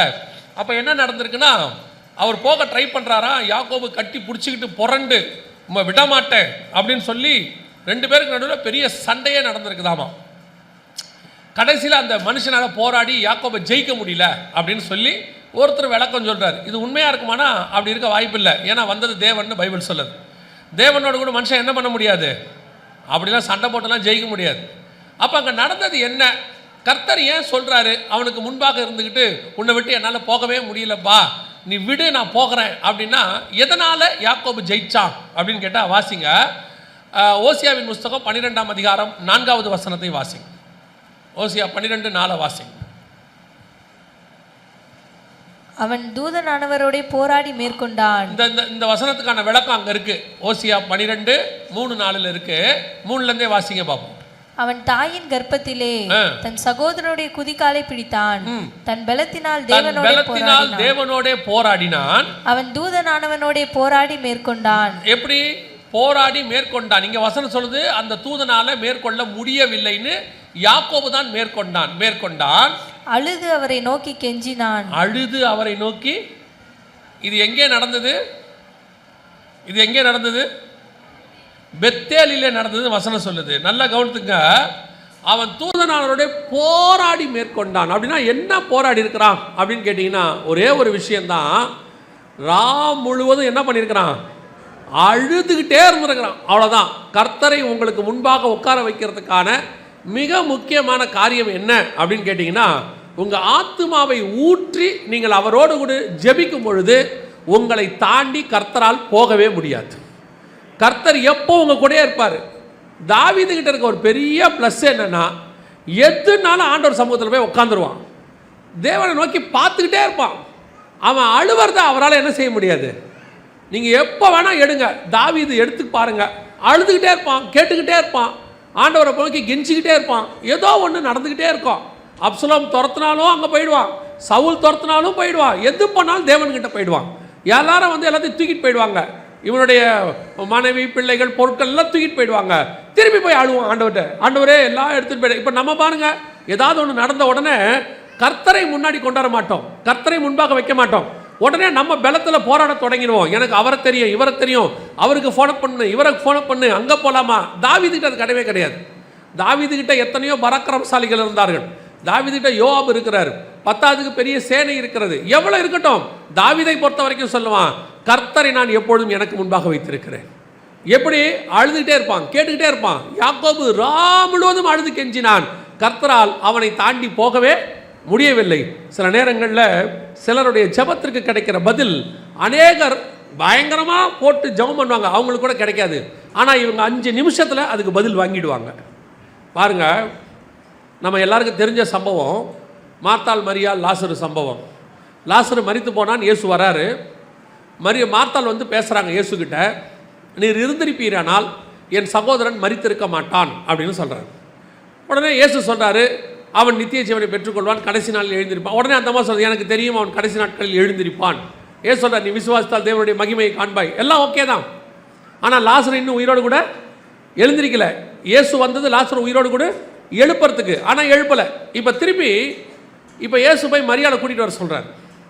மார்த்தாள் போய் மரியாதை கூட்டிகிட்டு வராங்க. வந்த உடனே மரியாளும் அதே வார்த்தை, சேம் வேர்ட், அதில் எந்த மாற்று கருத்தும் இல்லை. நீங்கள் பாருங்கள், வார்த்தைக்கு வார்த்தை கரெக்டாக அப்படியே இருக்கும். மார்த்தாள் என்ன சொன்னாங்களோ அதே தான் மரியாளும் சொல்கிறாங்க. நீர் இருந்திருப்பானால் என் சகோதரன் மரித்திருக்க மாட்டான். ஆனால் மார்த்தாள் பேசின போது அவன் சகோதரனை உயிர்ப்பிக்காத தேவன், மரியாள் பேசின போது அடுத்த வார்த்தை கேட்பாரு, அவனை எங்கே வைத்தீர்கள்னு கேட்பாரு. மார்த்தாள்கிட்ட என்ன சொன்னார், நீ விசுவாசித்தால் தேவனுடைய மகிமையை காண்பாய். அவன் சொல்கிறான், நான் அறிவேன் ஆண்டவரே, அவன் கடைசி நாட்கள் எழுப்புவான். இப்படி 2 பேரும் ஆர்கியூ பண்ணிகிட்டே இருக்காங்க. யார், தேவனும் மார்த்தாளும். ஆனால் இப்போ மரியாள் வந்த உடனே அவளும் இதே வார்த்தை தான், நீ இருந்திருப்பீரான சகோதரன் மரித்திருக்க மாட்டான். அடுத்த வார்த்தை, அவனை எங்கே வைத்தீர்கள். அப்போ ஏன் இயேசு பாரபட்சம் உள்ளவரா? அவ கேட்கும் போது ஆர்கியூமெண்ட் பண்ணுறாரு, இவர் கேட்கும் போது உடனே பதில் கொடுக்குறாரு, உயிரோடு எழுப்ப தொடங்கிட்டார், ரெடி ஆகிட்டாரு அப்படின்னா அதுக்கு அடுத்த வசனம் அதுக்கு பதில் சொல்லும். இயேசு மரியாள் அழுகிறதையும் கூட வந்திருக்கிறவர்கள் அழுகிறதையும் கண்டு அவர் கலங்கி இயேசு கண்ணீர் விட்டார். எந்த ஜெபம் அசைக்கும் தெரியுமா? எது கர்த்தரை முன்பாக நிற்க வைக்கும் தெரியுமா? அது முதலாவது உங்கள் ஆவிக்குரிய ஸ்டாண்டர்ட் எங்கே இருக்குது தெரியுமா? நீங்கள் எந்த அளவுக்கு உங்கள் ஆத்மாவில், அதான் பைபிள் சொல்லும், முழு இருதயத்தோடும் முழு ஆத்மாவோடும் முழு பலத்தோடும். இப்போது வரும்போது அம்மா எழுப்புதலுக்காக ஜெபம் பண்ணிக்கிட்டு இருந்தாங்க. இப்போது தேசத்தினுடைய எழுப்புதலுக்காக ஜெபம் பண்ணிக்கிட்டு இருக்காங்க. நான் உங்களை குற்றமாக சொல்லலை. எத்தனை பேருக்கு உண்மையிலேயே இருதயத்தை ஊற்றி ஜெபம் பண்ணீங்க? அதுக்கு எத்தனை பேர்? அவங்க ஒரு ஜெப குறிப்பு சொன்னாங்க, நீங்கள் ஒரு ஜெபம் பண்ணீங்க. நீங்கள் யாரும் ஜெபம் பண்ணலனே நான் சொல்லலை, எல்லாம் ஜெபம் பண்ணீங்க. எத்தனை பேர் முழு இருதயத்தோட ஜெபம் பண்ணீங்க? இந்த தேசம் ரட்சிக்கப்பட்டா என்ன, எக்கேடு கேட்டால் எனக்கு என்ன, ஆண்டவரே தேசத்தை ரட்சிங்கப்பா. இந்த தேசம் எப்படி போனால் நமக்கு என்ன, ஆண்டவரே தேசத்தை ரட்சிங்கப்பா. மனசுக்குள்ளே அப்படி தான் இருக்குது. மனசுக்குள்ளே என்ன இருக்குது? வரும்போது ஃப்ரிட்ஜை மூடிட்டு வந்தோமா, வீட்டை மூடினோமா, வெளியே இருக்கிற ஸ்கூட்டரை மூடினோமா, வாய் மட்டும் என்ன சொல்லுது? இந்தியாவை ரட்சியும் ஆண்டவரே. இருதயம் எங்கேயோ இருக்கு, இருதயம் எங்கேயோ இருக்கு. இது எத்தனை மணிக்கு முடியும்னு தெரியலையே. சோதனை ஆண்டவரே, போன வழி தான் போகும்போது சிக்கனை வாங்கிட்டு போகணும், போய் அதுக்கப்புறம் தான் சமைக்கணும், மணி 11 12 ஆக போகுது, இந்தியாவை ரட்சியுமப்பா. இது என்னது? வாய் இந்தியாவை ரட்சிக்க சொல்லுது, இருதயம் வேறு எங்கேயோ இருக்கு. ஏன் இவ்வளவு எழுப்புதல் கூட்டத்துக்கும் கர்த்தர் பதில் கொடுக்கவில்லை? எத்தனையோ எழுப்புதல் கூட்டம் நடக்குது. உங்கள் இருதயம் அங்கே இருக்க வேண்டும். அப்போதுதான் கர்த்தரை என்ன செய்ய முடியும்? அந்த இடத்துக்கு கொண்டு வந்து நிற்க வைக்க முடியும். உங்கள் ஜெபத்துக்கு பதிலை வாங்க முடியும். உங்கள் கண்ணீரை தாண்டி கர்த்தரால் போகவே முடியாது. ஆண்டவர் தெளிவாக சொல்லிட்டாரு, நீ விடு, நான் போகிறேன். ஏன் போங்க? ஏன் யாக்கோபு கிட்ட பேசிக்கிட்டு இருக்கிறீங்க? போக வேண்டியதானே கிளம்பி. யாக்கோபு என்ன அவ்வளோ பெரிய ஆளா? அப்படியே தடுத்து நிறுத்து 2 கையை வச்சுக்கிட்டவன யாக்கோபு என்னமோ 7 அடி மாதிரியும், ஆண்டவர் என்னமோ 4 அடி மாதிரியும். யாக்கோபு கையை நீட்டினவன போக முடியல, யாக்கோபு வழி விடுன்னு கெஞ்சரா மாதிரியில் இருக்கு. இல்லை, யாக்கோபு எவ்வளோ உயரமாக சண்டைக்கு வந்தாலும் கர்த்தரை அடித்து தூள் கிளப்பிட்டு போயிடுவார், ஊதிட்டு போயிடுவார். ஆனால் இப்போ யாக்கோபு யூஸ் பண்ணுற ஆயுதம் என்ன தெரியுமா? ரா முழுவதும் அழுது கெஞ்சினான், போராடினான். அதுதான் கர்த்தரை அவனை முன்பாக விட்டு எங்கேயும் போக விடாமல் பண்ணிருச்சு. நைட்டு முழுக்க உட்காந்துருக்காரு. யோசிச்சு பாருங்க, இவன் அழுதுகிட்டே இருக்கான். ஏசா வர போகிறான், என்ன அடிக்க போகிறான், நாளைக்கு என் குடும்பமே நாசமாக போகுது. இவர் சொல்கிறாரு, அவங்ககிட்ட ஆறுதல் படுத்த தான் வந்திருக்காரு. அதெல்லாம் ஒன்றும் ஆகாதுப்பா. இல்லை, எனக்கு என்னவோ நம்பிக்கை இல்லை, இது என்னமோ ஏசா வரப்போகிறான். நைட்டு முழுக்க. கடைசியில் அவர் சொல்கிறாரு, பொழுது விடிய போதுரா, நான் போகணும், நீங்கள் போங்க, எனக்கு என்ன, ஆனால் நான் நாசமாக போக போகிறேன், நல்லா இருங்க. சில அம்மாமார்கள் பார்த்தீங்கன்னா இந்த வேலையை கரெக்டாக செய்யும் வீட்டில். என்ன சவுண்டான சிரிப்பு இல்லை. சில ஆட்கள் இந்த வேலை என்ன செய்யும், கரெக்டாக செய்வாங்க. அந்த அம்மா பார்த்தீங்கன்னா வீட்டில் இந்த ஆளே பாவம் வேலைக்கு போய்ட்டு டயர்டாக படுத்துருப்பான் பெட்டில், ஒரு சவுண்டு மட்டும் வரும், விஸ்குன்னு வரும். இதை விட்டுட்டு தூங்கவும் முடியாது, முழிச்சிருக்கவும் முடியாது நம்மளால். டயர்டில் தூக்கம் தூங்கிட்டோம்னா, நான் அழுதுகிட்டு இருக்கேன், நீங்கள் தூங்குறீங்க நிம்மதியாக. சரின்னு நிமிந்து உக்காந்து, ஏமா அழுவுறேன்னா, ஆமாம் இப்போ இவர் தீர்த்து வைக்க போகிறார், போங்க. இப்போ தூங்குறதா வேணாமா? கடைசி வரைக்கும் நம்மளால் என்ன செய்ய முடியாது. சரி, மனைவி அழுதா கூட ஓரளவுக்கு அட்ஜஸ்ட் பண்ணி தூங்கிடலாம். ஒரு லிமிட்டுக்கு மேலே சோத்திரம் பண்ணிட்டு தூங்கிடுவோம், என்னன்னா ஆகிட்டு போட்டோம் அப்படின்னு. சில நேரத்தில் பிள்ளைகள் அழுவும் பாருங்க. அதுவும் இந்த தகப்பன்மாருக்கு பெண் பிள்ளைகள் அழுதுச்சுன்னு வச்சுக்கோங்க, கஷ்டம். அது இந்த ஆஃபீஸ் கிளம்புற நேரத்தில் எதாவது அழுதுடும், அந்த ஆளுக்கு ஆஃபீஸ் போகிறதுக்கே மனசு வராது. வாசலில் போய் நின்று திரும்பி பார்ப்பாப்புல, என்ன பிரச்சனை உனக்கு, என்னன்னு சொல்லு. கடைசி வரைக்கும் அவரால் அந்த அழுகையை நிறுத்துற வரைக்கும் அவரால் என்ன செய்ய முடியாது, போக முடியாது. இந்த ஸ்கூலுக்கு பிள்ளையை கொண்டு போய் விடும்போது நீங்கள் பார்த்துருப்பீங்க, அப்பா அம்மாலாம் கொண்டு போய் விடுவாங்க. விட்டவுடனே அந்த டீச்சர் சொல்லுவாங்க, நீங்கள் போங்கப்பாங்க. அது அழுதுகிட்டே இருக்கும், நம்மளால் திரும்பி வரவே முடியாது. அது 5 நிமிஷத்தில் உள்ளே போனோன்னா மாறி பிள்ளைங்களோட விளையாட ஆரம்பிச்சிடும். ஆனால் சாயங்காலம் வரைக்கும் சில அம்மாக்கள் பார்த்துருக்குறேன், அந்த ஸ்கூல் முடிகிற வரைக்கும் அங்கேயே நிற்பாங்க. அந்த இப்போ இருக்க அம்மாக்கள் சொல்ல, நீங்கள் தப்பாக எடுத்துக்காது, எல்லாம் ஆச்சரியமாக பார்க்குறாங்க. சாயங்காலம் வரைக்குமா? நான் சொல்கிறது எங்கள் அம்மா காலத்து அம்மாக்கள், அதெல்லாம் மரத்தடியிலே உட்காந்துருப்பாங்க பாவம். இல்லை, போகவே மாட்டாங்க. அங்கே இருக்கவங்க கேட்பாங்க, இல்லை வீட்டுக்கு போலியா? இல்லை, பிள்ளை அழுதுகிட்டே போச்சு, இதை என்ன பண்ணுதுன்னு தெரியல, அதை பார்த்துட்டு போகலான்னு உட்காந்துருக்கேன், அங்கேயே தான் உட்காந்துருப்பாங்க. பல நேரத்தில் பாருங்கள், ஒரு சிலருடைய அழுகை நம்மளை என்ன செய்ய விடாது, தாண்டி போக விடாது. தேவனுக்கும் அப்படித்தான். நாம் அழுது அவரை கெஞ்ச தொடங்கிட்டா அவரை நம்மை தாண்டி போக முடியாது. அவர் எப்பொழுதும் நமக்கு முன்பாகவே இருப்பார். இது பேசிக் லெவல். என்னது இதுதான் பேசிக் லெவலான்னு கேட்குறீங்களா? இதுக்கு மேலே இன்னொரு லெவல் இருக்குது. வாசிங்க 1 ராஜாக்களின் புஸ்தகம் 17ஆம் அதிகாரம் 1வது வசனம். கீலேயாத்தின் குடிகளிலே திஸ்பியன் ஆகிய எலியா ஆகாபை நோக்கி, என் வாக்கின்படியே அன்றி இந்த வருஷங்களிலே பனியும் மழையும் பெய்யாதிருக்கும் என்று இஸ்ரவேலின் தேவனாகிய கர்த்தருக்கு முன்பாக நிற்கிற நான் அவருடைய ஜீவனை கொண்டு சொல்லுகிறேன் என்றான். இந்த இடத்துல பாருங்க, மிக முக்கியமான ஒரு வார்த்தை அதில் இருக்கு. கீலேயாத்தின் குடிகளிலே திஸ்பியனாகிய எலியா ஒரு வார்த்தை சொல்றான், இஸ்ரவேலின் தேவனாகிய கர்த்தருக்கு முன்பாக நிற்கிற நான். அங்க கர்த்தர் எனக்கு முன்பாக நிற்கிறார், இங்க கர்த்தருக்கு முன்பாக நான் நிற்கிறேன். என்னங்க பெரிய வித்தியாசம் இருக்குது? இல்லை ஏதாவது பெரிய வித்தியாசம் இருக்குதா? இருக்கா இல்லையா? பெரிய வித்தியாசம் ஒன்று இருக்குது. என்ன தெரியுமா? அங்கே யாக்கோபு சொல்கிறாரு, அல்ல தாவீது சொல்கிறாரு, கர்த்தரை எப்பொழுதும் எனக்கு முன்பாக வைத்திருக்கிறேன். அதாவது என்ன அர்த்தம்னா, நான் இருக்கிற இடத்துக்கு கர்த்தரை கொண்டாந்துருவேன். அது ஃபஸ்ட்டு பாயிண்ட். இது என்ன பாயிண்ட் தெரியுமா? கர்த்தர் இருக்கிற இடத்துக்கு நான் போயிடுவேன். நான் இருக்கிற இடத்துக்கு கர்த்தர் வர்றதுங்கிறது ஒரு லெவல். இது 2வது லெவல். இது என்ன லெவல்? கர்த்தர் இருக்கிற இடத்துக்கு, கர்த்தருக்கு முன்பாக நிற்கிறேன் நான். அப்படின்னா என்ன அர்த்தம்? கர்த்தர் எங்கே நிற்கிறாரோ அந்த இடத்துல நானும் நிற்பேன். கர்த்தர் எங்கெங்கெல்லாம் நிற்கிறாரோ அங்கங்கெல்லாம் நானும் நிற்பேன். இது என்ன ஆவிக்குரிய அனுபவம்? இப்போ பாருங்க, தேவன் இஸ்ரவேல் ஜனங்களோடு கூட இடைப்பட்டார். இடைப்படும் போது இஸ்ரவேல் ஜனங்களை விட்டு மோசையை மலைக்கு மேலே வர சொல்கிறார். மலைக்கு மேலே வரும்பொழுது அவர் சொல்கிறாரு, மலையிலே நான் உன்னை சந்திப்பேன் பாரு. மலையில் நான் உன்னை. இப்போ மோசே இருக்கிற இடத்துக்கு கர்த்தர் வரல, கர்த்தர் இருக்கிற இடத்துக்கு மோசே போகிறாரு. இதுதான் அடுத்த ஆவிக்குரிய ஸ்டாண்டர்ட். நம்ம இருக்கிற இடத்துக்கு கர்த்தர் வர்றதுங்கிறது ஒரு லெவல் இருக்குது. அதோடைய அர்த்தம் என்னென்னா, அவர் இருக்கிற இடத்துக்கு நான் போக முடியாது. இப்போ திருப்பி ஆண்டவர் சொல்கிறாரு மோசே கிட்ட, உங்கள் நடுவில் வாசம் பண்ணும்படிக்கு எனக்கு ஒரு கூடாரத்தை போடு அப்படிங்கிற. அதோட அர்த்தம் என்னென்னா, உன்ன மாதிரியே எல்லாரும் மேலே ஏறி வரமாட்டாங்க. நீ போனீங்கன்னா அதுக்கப்புறம் இவங்க நடுவில் நான் என்ன பண்ணணும்? வாசம் பண்ணணும். அப்போ அவங்க நடுவில் என்ன பண்ணு? ஒரு கூடாரத்தை. இது ஜனங்கள் மத்தியிலே கர்த்தர் வருவது. வருவார் போயிடுவார், வருவார் போயிடுவார். ஆனால் இது அப்படி அல்ல.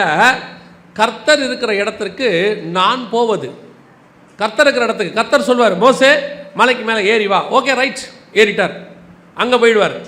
அதான் ஆண்டவர் சொல்கிறாரு, மோசே என் வீட்டில் எங்கும். அதை எதை வச்சு சொல்கிறாரு? நான் எங்கே போகிறேன்னா எல்லா இடத்துக்கும் வந்துடுவான்.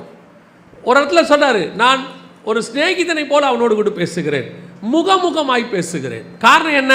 நான் இருக்கிற இடத்துக்கு அவனையும் கூட்டிகிட்டு போயிடுவேன். நான் எங்கே இருக்கணும்னோ அவன் அங்கே இருப்பான். அப்போ என்ன அர்த்தம்? கர்த்தர் மலைக்கு மேலே ஒரு ஆவிக்குரிய ஸ்டாண்டர்ட், கீழே இருக்கிறவனுக்கு ஒரு ஆவிக்குரிய ஸ்டாண்டர்ட் இருக்கு. அவன் லெவலுக்கு கர்த்தர் இறங்குவார். ஆனால் ஏன் லெவலுக்கு நீ வரணும்னு கர்த்தர் விரும்புகிறார். நாம் அழும்போது வந்து கேட்கறதுங்கிறது ஒன்று இருக்குது. அதே நேரத்தில் மலைக்கு மேலே ஏறி போய் ஆவிக்குரிய வாழ்க்கையில் வளர்ச்சி அடைந்து அவருக்கு முன்பாக நிற்கிற ஒரு அனுபவம் இருக்குது. இதுதான் அடுத்த ஸ்டாண்டர்ட். இது சாதாரணமான விஷயமே கிடையாது. இப்போ யார் அழுதாலும் கர்த்தர் வந்து அங்கே நிற்பார். யாக்கோபு அழுதாரு, வந்தார். தாவீது அழுதாரு, வந்தார். மரியாள் அழுதாரு, வந்துட்டார். ஆண்டவர் புறப்பட்டு பெத்தானியாவுக்கே வந்தார் மரியாள் அழும்போது. ஆனால் இங்கே அப்படி இல்லை. எல்லாரும் அந்த ஸ்டாண்டர்டுக்கு போகவே முடியாது. கர்த்தர் விரும்புகிறாரு, எல்லாரும் போக முடியாது. இப்போ பாருங்கள், 12 சீஷர்கள் இருக்கிறாங்க. 12 சீஷர்களில் 3 பேரை மாத்திரம் கூட்டிக்கிட்டு மர்ரூப மலைக்கு போகிறார். மலைக்கு போயிட்டாரு, மேலே போயாச்சு. அங்கே ஒரு மேகம் வருகிறது. ஏன் இந்த 9 பேருக்கு இல்லாத ஒரு ஸ்டாண்டர்ட், ஒரு ஆவிக்குரிய வளர்ச்சி, அல்லது ஒரு அவங்களுக்குன்னு இருக்கக்கூடிய ஒரு ஸ்தானம், இந்த விருப்புதல் அந்த விரும்புகிற காரியம் உங்களுக்கு எனக்கு வரணும். எப்படி வரணும்? எங்கள் மத்தியில் நீங்கள் வரீங்க, நான் ஜெபம் பண்ணும் போது நீங்கள் வரீங்க, அது ஓகே. ஆனால் நீங்கள் இருக்கிற இடத்துக்கு நான் வரணும். அப்போஸ்தலர் அப்படிங்கிற 2ஆம் அதிகாரத்தில் அப்போஸ்தலர்கள் இருக்கிற இடத்துக்கு தேவன் இறங்கி வந்தார், ஆவியானவர் இறங்கி வந்தார். அப்படி தானே இருக்குது. பரிசுத்த ஆவி ஊற்றப்பட்டார். இப்போ வாசிங்க, வெளிப்படுத்தின விசேஷம் 4ஆம் அதிகாரம் 2வது வசனம் வாசிங்க. உடனே ஆவிக்குள்ளானேன், உடனே ஆவிக்குள்ளானேன். அப்பொழுது இதோ வானத்தில் ஒரு சிங்காசனம் வைக்கப்பட்டிருந்தது. இப்போ பாருங்க, அப்போஸ்தலர் அப்படிங்கிற 2ஆம் அதிகாரத்தில் யோவான் இருக்கிற இடத்துக்கு தேவன் வந்து நிரப்பினார்.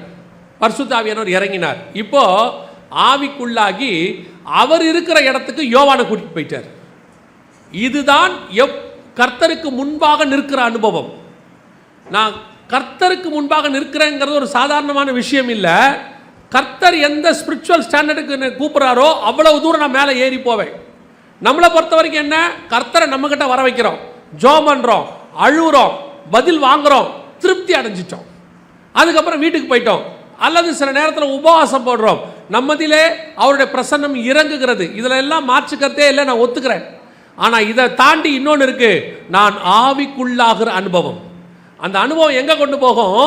அவர் இருக்கிற இடத்திற்கு என்னை கொண்டு போகும். இதுக்கு நிறைய வித்தியாசம் இருக்குது. உதாரணமாக யோவான் மேலே வந்து அப்போஸ்தலர் நடவடிக்கையில் இறங்குகிறார். இறங்கின பிறகு யோவான் சுவிசேஷம் எழுதுகிறார். யோவான் எழுதின சுவிசேஷம், நிருபம் எழுதுறாரு. 1 யோவான், 2 யோவான், 3 யோவான் நிருபங்கள் எழுதுறாரு. வேத வாக்கியங்கள் எல்லாம் தேவ ஆவியானவராலே. அப்போ ஆவியானவர் வந்து இவரை என்ன பண்ணுறாரு? எழுத வைக்கிறாரு. இவர் இருக்கிற இடத்துக்கு தேவன் வந்தா சுவிசேஷமும் நிருபமும். ஆனால் கர்த்தருடைய நாளில் ஆவிக்குள்ளானேன். அவர் இருக்கிற இடத்துக்கு இவர் போனா வெளிப்படுத்தின விசேஷம். வித்தியாசம் புரியுதா? நம்மகிட்ட வந்தா நிருபம், நம்மகிட்ட வந்தா சுவிசேஷம். அதே அவர் இருக்கிற இடத்துக்கு நாம போனா வெளிப்பாடு, அவர் இருக்கிற இடத்துக்கு நாம போனா விசேஷம். இந்த ஆவிக்குரிய ஸ்டாண்டர்ட் வரணும். நாம இதுலயே திருப்தி ஆயிட்டோம். வாக்கு தத்தம், ஆசீர்வாதம் ஆண்டவர் கொடுக்குறாரு, வீடு வாசல் கர்த்தர் தான் கொடுக்குறாரு, எந்த மாற்று கருத்தும் இல்லை. எல்லாம் வந்தாச்சு, பாஸ்டர் கூப்பிட்டோம், எல்லாரும் கூப்பிட்டு ஜெபம் பண்ணோம், கர்த்தர் ஆசீர்வதிச்சாரு, கல்யாணம் பண்ணி வச்சாரு, பிள்ளையை கொடுத்தாரு. இது ஆவியானவர் நமக்குள்ளே இருக்கும்போது நடக்கிற விஷயம்.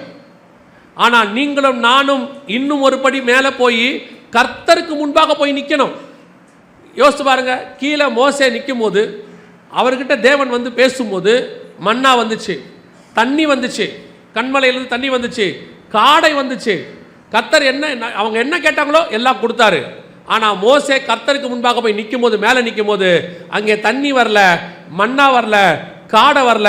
ஆனால் நியாய பிரமாணம் என்கிற புதிய பிரமாணத்தை கர்த்தர் கொண்டு வந்து கையில் கொடுத்தார். அதுதான் வெளிப்பாடு. நீங்க அதை பிரயாசப்படணும். இன்னைக்கு சபை இந்த கீழே இருக்கிற அனுபவத்திலேயே திருப்தி, இதுலயே சாட்டிஸ்ஃபேக்ஷன். என்ன, கர்த்தரன் ஆசீர்வதிச்சாரு, வீடு கொடுத்தார், வாசல் கொடுத்தார், ஊழியத்தை பெருக பண்ணினார், சபை கொடுத்தாரு, இடம் கொடுத்தாரு. இதுலயே கர்த்தரை எனக்கு முன்பாக நிற்க வைக்கிறதுலயே திருப்தி அடைஞ்ச ஒரு கூட்டம்.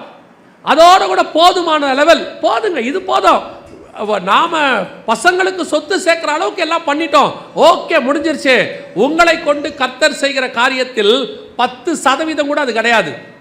இப்போ எல்லார மாதிரியும் தான். எகிப்திலும் அவங்களுக்கு அப்பம் கிடச்சிச்சு, இங்கேயும் மன்னா கிடச்சிச்சு. எகிப்திலையும் அவங்களுக்கு இறைச்சி கிடச்சிச்சு, இங்கேயும் காடை கிடச்சிச்சு. என்ன, இது தேவன் கொடுத்தது, அது எகிப்தில் கிடச்சிச்சு. ஆனால் எகிப்தில் கிடைக்காத ஒன்று கிடைக்கணும்னா, நியாயப்பிரமாணம் கிடைக்கணும், ஆசரிப்பு கூடாரம் கிடைக்கணும்னா அதுக்கு கீழே இருந்தால் பத்தாது, மேலே போகணும், தேவன் இருக்கிற இடத்துக்கு போகணும். உங்கள் வாழ்க்கையில் கர்த்தர் எத்தனையோ மேன்மையான காரியங்களை வச்சிருக்கிறார், ஊழியத்தின் பாதையில் வச்சிருக்கிறார். கர்த்தர் உன்னை அழைத்தது ஏதோ எல்லார மாதிரி வர்ஷிப் லீடர் ஆகணும்னு அழைக்கல, எல்லார மாதிரி 10ஓட 11 இருக்க கர்த்தர் அழைக்கல. உனக்கென்று கர்த்தர் வேறொரு காரியத்தை வச்சிருக்கிறார். ஒரு ஊழியத்துக்கு வரும்பொழுது, இந்த ஊழியத்துக்கு வரும்போது ஆண்டவர்கிட்ட கேட்டேன், ஆண்டவரே நான் என்ன செய்ய போகிறேன்? ஏற்கனவே ஒரு ஊழியக்காரன் என்கிட்ட அப்படி தான் சொன்னார், இங்கே எல்லாம் நிறைய ஊழியக்காரங்க இருக்காங்க, இப்போ நீ வந்து என்ன பண்ண போற? இங்கே பணம் மட்டும்தான் இல்லை, நீ வேலைக்கு போய் பணத்தை அனுப்பு, இங்கே பணம் தான் தேவைப்படுது, ஊழியக்காரங்க நிறையா இருக்கிறாங்கன்னார். அவர் வீட்டை வந்து நான் ஒரு ஜெபத்துக்கு போயிருக்கிறேன், தீர்க்க தரிசனத்தை கேட்க போயிருக்கிறேன், ஏதாவது சொல்லுவார் ஊழியத்தை பற்றின்னு. அப்போ அவர் வீட்டை விட்டு வெளியே வந்தோடனே ஆண்டவர்கிட்ட இப்படி கையை வச்சுக்கிட்டு கேட்டேன், ஆண்டவரே நான் தெரியாமல் ஊழியத்துக்கு வந்துட்டேன் போல், நிறைய ஊழியக்காரங்க இருக்கிறாங்க, இப்போ நான் இந்த ஊழியத்தை நான் என்ன பண்ண போகிறேன் அப்படின்னு. அப்போ ஆண்டவர் சொன்னார், அவன் சொன்ன மாதிரி தான், யாரும் செய்யாத சில ஊழியங்களை உங்கள்கிட்ட நான் கொடுப்பேன், நீ போய் செய்யின்னு சொன்னார். ஆண்டவர் இந்த கனமான ஊழியத்தை கொடுத்தார். நாம் 10ஓட 11 இருப்பதுக்கு அழைக்கப்படலை, எல்லாரோட ஒன்றா இருக்கிறதுக்கு அழைக்கப்படலை. எப்போவுமே ஆண்டவர் எனக்கு சொல்லி கொடுத்தது தான். இஸ்ரவேலில் பாகாலுக்கு முன்பாக உட்கார்ந்து அவன் பந்தியிலே சாப்பிட்ட 400 தோப்பு விக்கிர தீர்க்கதரிசிகள் இருந்தார்கள். ஒபதியா மூலமாக கெபிலே உட்கார்ந்து 50 பேரா உட்கார்ந்து சாப்பிட்ட ஒரு கூட்டம் இருந்துச்சு. கர்த்தர் மறைச்சு வச்சிருந்த 7000 பேர் இருந்தாங்க. ஆனால் இவனுக்கெல்லாம் இல்லாத ஒரு விசேஷம் என்ன தெரியுமா? அவன் தோப்பு விக்கிரகத்துக்கிட்ட இருந்தான், இவன் கெபிக்குள்ள இருந்தான், அவன் வேற எங்கேயோ மறைஞ்சிருந்தான் 7000 பேர். ஆனால் இவன் ஒருத்த மட்டும்தான் கர்த்தருக்கு முன்பாக நிற்கிறவன். அதனால தான் கர்த்தர் அவனை எலியா என்று யாருக்குமே பேர் இல்லை, தோப்பு விக்கிரகத்தில் உட்கார்ந்த தீர்க்கதரிசிக்கு பேர் இல்லை, கெபிக்குள்ள இருந்தவனுக்கு பேர் இல்லை, 7000 பேருக்கு பேர் இல்லை. ஆனால் அந்த ஒருத்தனுக்கு மட்டும் பைபிள் பேரை வச்சிருக்குது, எலியா என்று சொல்லி. நீ நானும் அப்படி அழைக்கப்பட்டவர்கள். எல்லாரும் மாதிரியும் ஒன்றா இருக்கணும், எல்லாரும் மாதிரியும் சாதாரணமாக இருக்கணும், அதுக்கு ஆண்டவர் கூப்பிடல. உனக்கென்ற ஒரு தரிசனம், உனக்கென்ற ஒரு வெளிப்பாடு, உனக்கென்று ஆவிக்குரிய வாழ்க்கையில் ஒரு பங்கை கர்த்தர் வச்சிருக்கிறாரு. நம்ம அத்தனை பேருக்கும் நெகேமியா அலங்கத்தை கட்டும்போது எவ்வளோ பேர் இஸ்ரவேலுக்குள்ள இருந்தாலும் சரி, எல்லாருக்கும் ஒரு பங்கை பிரித்து கொடுத்தா. எல்லாரும் அலங்கத்தை கட்டுங்க, அத்தனை பேர், அது சின்னது கட்டுறமோ பெருசு கட்டுறமோ எல்லாரும் கட்டி முடிக்கும் போது தேவனுடைய அலங்கம் ரெடியாகி இருந்தது. அதே மாதிரி தான் உங்கள் அத்தனை பேருக்கும் ஆவிக்குரிய வாழ்க்கையில் கர்த்தர் பங்கு வச்சிருக்கிறார். அதை நீங்கள் செஞ்சு முடிக்கணும்னா இங்கே உட்காந்து முடியாது. கொஞ்சம் ஆவிக்குரிய வாழ்க்கையில் கர்த்தருக்கு முன்பாக போய் நிற்கிறவனாய் மாறணும், அங்கே நிற்கணும், அந்த தைரியம் வரணும். 17ஆம் அதிகாரம் 1ஆம் வசனத்தில் அவன் சொல்கிறான், கர்த்தருக்கு முன்பாக நிற்கிற நான். திருப்பி பாருங்க 18ஆம் அதிகாரத்தில் எலியா சொல்கிற இன்னொரு வார்த்தை இருக்குது பாருங்க, 5வது வசனம் நான் நினைக்கிறேன், கர்த்தருக்கு முன்பாக நான் அப்படின்னு சொல்லுவான் பாருங்க. 18:3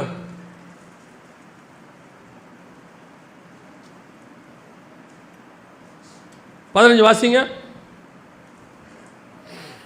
18:15 1 ராஜாக்கள். அதற்கு எலியா, இன்றைக்கு என்னை அவனுக்கு காண்பிப்பேன் என்று சேனைகளின் கர்த்தருக்கு முன்பாக நிற்கிற நான் அவருடைய ஜீவனை கொண்டு சொல்லுகிறேன் என்றார். சேனைகளின் கர்த்தருக்கு, அதான் எலியாவுடைய அடையாளமே. என்னது? கர்த்தருக்கு முன்பாக நிற்கிற நான். கீழே நிற்கிறவர்கள், பாளையத்துக்கு கீழே இருக்கிறவர்கள், அல்லது ஏசபேருடைய ஆட்சியிலே கீழே இருக்கிறவர்கள், இவர்கள் எல்லோருமே கர்த்தரை அவர்களுக்கு முன்பாக கொண்டு வருகிறவர்கள். ஆனால் கர்த்தர் இருக்கிற இடத்துக்கு நாம் போகணும், என் ஆவிக்குரிய ஸ்டாண்டர்ட் உயரணும். கர்த்தர் இருக்கிற இடத்துக்கு நான் போகணும்னா சும்மா இல்லை. இப்போ பாருங்கள், மேலே வர சொல்கிறார். மேலே வர சொல்லும் போது மோசே கிட்ட ஒரு 70 பேரை கூட்டிகிட்டு வாங்குறார். கூட்டிகிட்டு வரும்போது அவர் சொல்கிறது என்ன அர்த்தம் தெரியுமா? இன்று பரிசுத்தம் பண்ணிக்கொள்ளுங்கள், நாளைக்கு நம்ம போக போகிறோம். அதுக்கு ஒரு பரிசுத்தம் தேவைப்பட்டுச்சு, ஆயத்தம் தேவைப்பட்டுச்சு. இதெல்லாம் ரெடி பண்ணிக்கோங்க, அப்போ தான் நாளைக்கு போய் கர்த்தரை மலைக்கு மேலே பார்க்க முடியும். அவர்கள் கூட ஒரு லிமிட் வரைக்கும் தான் போனாங்க, அதுக்கு மேலே கர்த்தர் சொல்லிட்டாரு, கரம் நீட்டவில்லை, அவங்க அங்கேயே இருக்கட்டும், நீ மட்டும் வா மோசேன்னு சொல்லிட்டார். இவங்களெல்லாம் ஆண்டவர் ஆயத்தம் பண்ணு, பரிசுத்தம் பண்ணுன்னு சொன்னார். ஆனால் மோசையை பார்த்து கர்த்தர் அந்த வார்த்தையே சொல்லலை. ஆயத்தம் பண்ணு, பரிசுத்தம் பண்ணு, ஒன்றை பரிசுத்தம் பண்ணிக்கோ அப்படின்னு ஆண்டவர் சொல்லலை. அதோட அர்த்தம் என்னென்னா, கர்த்தர் எப்போ கூப்பிட்டாலும் மேலே போவதற்கு மோசே ஆயத்தமாக இருந்தான். எப்போ முன்னாடி நிற்க சொன்னாலும் ஆயத்தமாக இருந்தான். கண்மலையில் நான் சொல்கிற இடத்துக்கு வா, பர்வதத்தில் எனக்கு முன்பாக நில் ஆண்டவர் சொல்வார். அவன் நிற்பான், ஏன்னா ரெடி. கர்த்தர் கூப்பிட்டா சந்திக்க ரெடி. இன்னைக்கு இந்த ஸ்பிரிச்சுவல் அறிவே அல்லது ஸ்பிரிச்சுவல் விருப்பமே இல்லை சர்ச்சுக்கு. சர்ச்சோடைய விருப்பம் எல்லாம் என்ன தெரியுமா? உலகம்தான். உலகத்தில் ஆசீர்வதிக்கப்படணும், உலகத்தில் வீடு கட்டணும், உலகத்தில் அப்படி இருக்கணும், உலகத்தில் ப்ரொமோஷன் வாங்கணும், உலகத்தில் சம்பாதிக்கணும், கார் வாங்கணும், பிள்ளைக்கு கல்யாணம் பண்ணணும், உலகத்தில் அதுன்னு உலகத்தை பற்றின கவலை கீழே இருக்கிறவங்க. இதுக்காக கர்த்தர்கிட்ட அழுகுற ஒரு கூட்டம். கர்த்தர் இதை அழுவுதேன்னு கர்த்தர் கொடுத்துட்றாரு. சரி வச்சுக்கோ போ அப்படின்னு. ஆனால் ஆண்டவர் எதிர்பார்க்கறது என்ன தெரியுமா? அதை விட்டு கொஞ்சம் மலைக்கு மேலே வா, நான் வேறு சில வெளிப்பாடுகள் வச்சுருக்கிறேன், வேறு சில மேன்மையான காரியங்கள் வச்சுருக்கிறேன். யோவான், நீ கீழே நீ என் கூட இருந்ததை பார்த்ததை எழுதுனப்பா, நான் என் கூட நடந்ததை நீ எழுதுன, நான் செஞ்ச அற்புதங்களை எழுதினேன், அதெல்லாம் சுவிசேஷம் யோவான், அதுவே மகிமை தான், இல்லைன்னு சொல்லலை. ஆனால் இதை காட்டிலும் மேலான ஒன்று இருக்குது யோவான், ஆவிக்குள்ளாக உன்னை கூட்டிகிட்டு போய் காட்டுறேன்னு கர்த்தர் வெளிப்படுத்தின விசேஷத்தை காட்டுகிறார். அந்த இடத்துக்கு தான் நீங்களும் நானும் வர வேண்டும். அல்லேலூயா. இது அதை விட கொஞ்சம் மேலான இடம், இதை விட இன்னும் கொஞ்சம் மேலான இடம் ஒன்று இருக்கிறது. அது என்னங்க? வாசிங்க. ஆதியாகமத்தின் புஸ்தகம், ஆதியாகமத்தின் புஸ்தகம் மன்னிக்கணும், மத்தேயு எழுதின சுவிசேஷம் 8ஆம் அதிகாரம் 19வது வசனத்தை வாசிங்க. மத்தேயு 8:19 வாசிங்க. அப்பொழுது வேதபாரகன் ஒருவன் வந்து, போதகரே, நீர் எங்கே போனாலும் உம்மை பின்பற்றி வருவேன் என்றான். இது 3வது. இது கர்த்தருக்கு முன்பாக நிற்கிற இடம். 2, முதல் உங்களுக்கு முன்பாக கர்த்தரை கொண்டு வந்து நிறுத்துதல். அது பேசிக். அந்த பேசிக்கே நாம் இன்னும் வரல, அதை விட்டுருங்க. ஒரு சிலர் இருக்கிறாங்க, எல்லாரையும் சொல்லலை. கர்த்தர் இருக்கிற இடத்துக்கு ஏறி போகிறோம், இது 2வது. 3வது இன்னொன்று இருக்குது. இந்த கர்த்தருக்கு முன்பாக ஏறி போகிறீங்கல்ல, போயிட்டு எவ்வளோ தூரம் போனாலும் திருப்பி என்ன செய்யணும்? கீழே வந்துடுவாங்க. மோசே மேலே போனார், திருப்பி என்ன பண்ணிட்டார்? வந்துட்டார். இப்போது யோவான் போனார், வந்துட்டார். அப்படியே மேலே போய் நித்தியமாக மேலே இருக்கிற ஒரே ஆள் யாருன்னு கேட்டிங்கன்னா இயேசு கிறிஸ்து மட்டும்தான். எபிரேயர் சொல்லுது, அவர் மகா பரிசுத்த ஸ்தலத்துக்குள் பிரவேசித்து பிதாவின் வலது பாரசத்தில் உட்கார்ந்தார்னு இருக்கு. அவர் மட்டும்தான் மேலே போனவர், மேலேயே இருக்கிறார். மிச்சம் எல்லாரும் மேலே போய் என்ன செய்வோம்? இறங்குவோம். நல்ல ஆவிக்குரிய வாழ்க்கையில் உச்சத்துக்கு போவோம். நல்ல கர்த்தர் பேசுவார், வெளிப்பாடு கொடுப்பாரு, சில முக்கியமான காரியங்கள் சொல்லி கொடுப்பாரு. கொஞ்ச நாள் பார்த்தீங்கன்னா திருப்பி கீழே இறங்கிடுவோம். அப்போ நம்ம யோசிப்போம், அன்னைக்கு இருந்த மாதிரி இன்னைக்கு இருக்க முடியலையே. அப்போ ஒரு ஜெப வாழ்க்கை இருந்துச்சு. ஒருத்தர் எங்கிட்ட சொன்னாங்க, கல்யாணத்துக்கு முன்னாடி நல்லா ஜெபம் பண்ணேன் பிரதர், கல்யாணத்துக்கு அப்புறம் என்னால் ஜெபம் பண்ணவே முடியல அப்படின்னாங்க. ஏன் சிஸ்டர் அப்படின்னு, வீட்டை பார்க்கணும், பிள்ளைகளை பார்க்கணும், எல்லாம் பார்க்கணும். இதுக்கு நடுவில் அன்னைக்கு உட்காந்து அப்போ அவங்க சொன்னது சொல்கிறேன், முழங்கால் போட்டால் 3 மணி நேரம் முழங்கால்லையே நான் நிற்பேன்.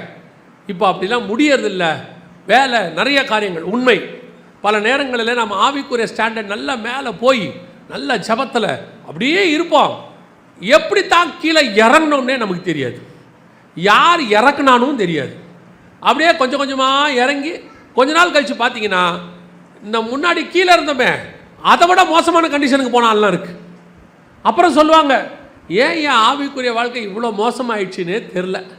முந்திய நான் சொல்கிறது 100% ப்ராக்டிக்கல். எல்லாருமே ஒரே ஸ்டாண்டர்டில் மேலே இருந்தாங்கன்னு சொல்ல முடியல. நிறைய பேருக்கு அப்ஸ் அண்ட் டவுன்ஸ் இருக்குது. நல்லா மேலே போகிறாங்க, அவங்களே பார்த்தீங்கன்னா சில நாளில் என்ன செய்கிறாங்க, அப்படியே கீழே இறங்குறாங்க. நீங்கள் பார்த்தீங்கன்னா கானானுக்குள்ளே வருவார் ஆபிரகாம், திருப்பி எங்கே போயிடுவார்? எகிப்துக்கு போயிடுவார். அங்கே போவார், திருப்பி எங்கே வருவார்? கானானுக்கு வருவார். இது ஒரு அப்ஸ் அண்ட் டவுன் மாதிரி. இது எகிப்துக்கு போகிறது வர்றது, அதான் பைபிள் சொல்லுதுல, போக்குவரத்தாக இருந்தார்கள் அப்படின்னு. அந்த போக்குவரத்து மாதிரி ஸ்பிரிச்சுவலிலேயும் ஒரு ஃப்ளக்சுவேஷன். நல்லா ஜாப் பண்ணுது ஒரு பீரியடில், நல்லா ஜாப் பண்ணிகிட்டே இருப்போம். கரெக்டாக பிசாசு, நான் இப்போ திருப்பி சொல்கிறேன், நமக்கு பிசாசு இந்த கொம்பு வச்சுக்கிட்டு வால் வச்சுக்கிட்டுலாம் வரமாட்டான். நம்ம ஆவிக்குரிய ஸ்டாண்டர்டை குறைக்கிறதுக்கு நம்ம கூடயே யாரையாவது வச்சுருப்பான். நம்மளை அப்படியே கொஞ்சம் கொஞ்சமாக அந்த ஆவிக்குரிய வாழ்க்கையில் இறக்குறதுல, நம்மளை ஏற்றுறதுல அவங்களுக்கு பங்கு இருக்குதோ இல்லையோ தெரியாது, நம்மளை இறக்குறதுல அவங்களுக்கு நல்ல பங்கு இருக்குது.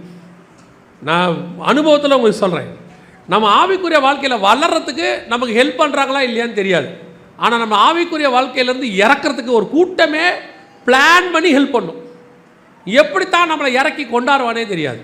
அப்போ மேலே போவோம், இறங்குவோம், மேலே இப்போ இதே எலியா இருக்கிறார்ல, இப்போ யோசிச்சு பாருங்களேன், அவர் கர்த்தருக்கு முன்பாக நிற்கிற நான் தானே சொல்கிறாரு. 19ஆம் அதிகாரம் 5வது வசனம் வாசிங்க. 1 ராஜாக்கள் 19:5 வாசிங்க. இல்லை 7 வாசிங்க. 7. கர்த்தருடைய தூதன் திரும்ப 2ஆம் தரம் வந்து அவனை தட்டி எழுப்பி, எழுந்திருந்து போஜனம் பண்ணு, நீ பண்ண வேண்டிய பிரயாணம் வெகு தூரம் என்றான். 1 ராஜாக்கள் 19:9 மன்னிக்கணும், 9 வாசி. அங்கே அவன் ஒரு கெபிக்குள் போய் தங்கினான். இதோ கர்த்தருடைய வார்த்தை அவனுக்கு உண்டாகி, அவர், எலியாவே, இங்கே உனக்கு என்ன காரியம் என்றார். இப்போ எலியா எங்க இருக்கிறாரு? கெபிக்குள்ள இருக்கிறாரு. கர்த்தர் கூப்பிடுறாரு. இப்போ பாருங்க, எலியா அதை கேட்டபோது 13வது வசனம். அதை எலியா கேட்டபோது தன் சால்வையினால் தன் முகத்தை மூடிக்கொண்டு வெளியே வந்து, இப்போ கர்த்தருக்கு முன்பாக நிற்க முடியல எலியா வேலை. எலியாவுடைய அந்த ஐடென்டிட்டியே என்னன்னா கர்த்தருக்கு முன்பாக நிற்கிறவன். இப்போ கர்த்தர் 2 தடவை கூப்பிட்றாரு, எலியா வாப்பா, எலியா வா. முதல் தடவை கூப்பிட்டாரு, வெளியே வரல. 2ஆவது தடவையும் கூப்பிட்றாரு. இப்போ எலியா தன் முகத்தை மூடிக்கொண்டு, ஏன் ஸ்பிரிச்சுவலி கொஞ்சம் டவுன், கர்த்தருடைய சித்தத்தை தாண்டி வேற ஒன்று பண்ணிட்டாரு. போக வேண்டியது சிரியா, வந்தது பெயர் சபா, தேவ பர்வதம், ஓரேபுக்கு வந்துட்டார், எகிப்துக்கு வந்துட்டார். போக வேண்டியது சிரியா, வேற இடத்துக்கு போயிட்டாரு. தேவ சித்தத்தை தாண்டியாச்சு. இப்போ திருப்பி கர்த்தரை திருத்தணும்.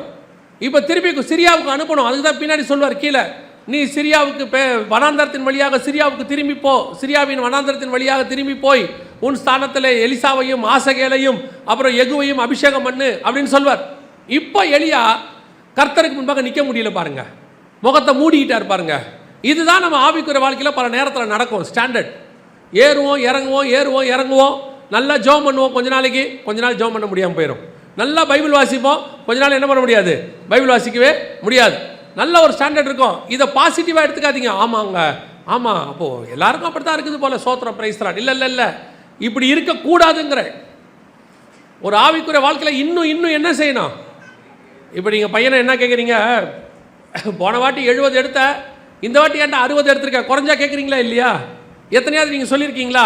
பரவாயில்லப்பா, ஆவிக்குரிய வாழ்க்கையில் அப்படி தான் இருக்கும், 60 70 மாறி மாறி வரும், உன்னால் முடிஞ்சது எடு சொல்கிறீங்களா? இல்லை. இப்போ 70 எடுத்தால் அடுத்து என்ன எதிர்பார்க்குறோம்? கொஞ்சம் அதிகமாக 75, அப்புறம் 80 85 90 எடுத்தாலும் என்ன எதிர்பார்க்குறோம்?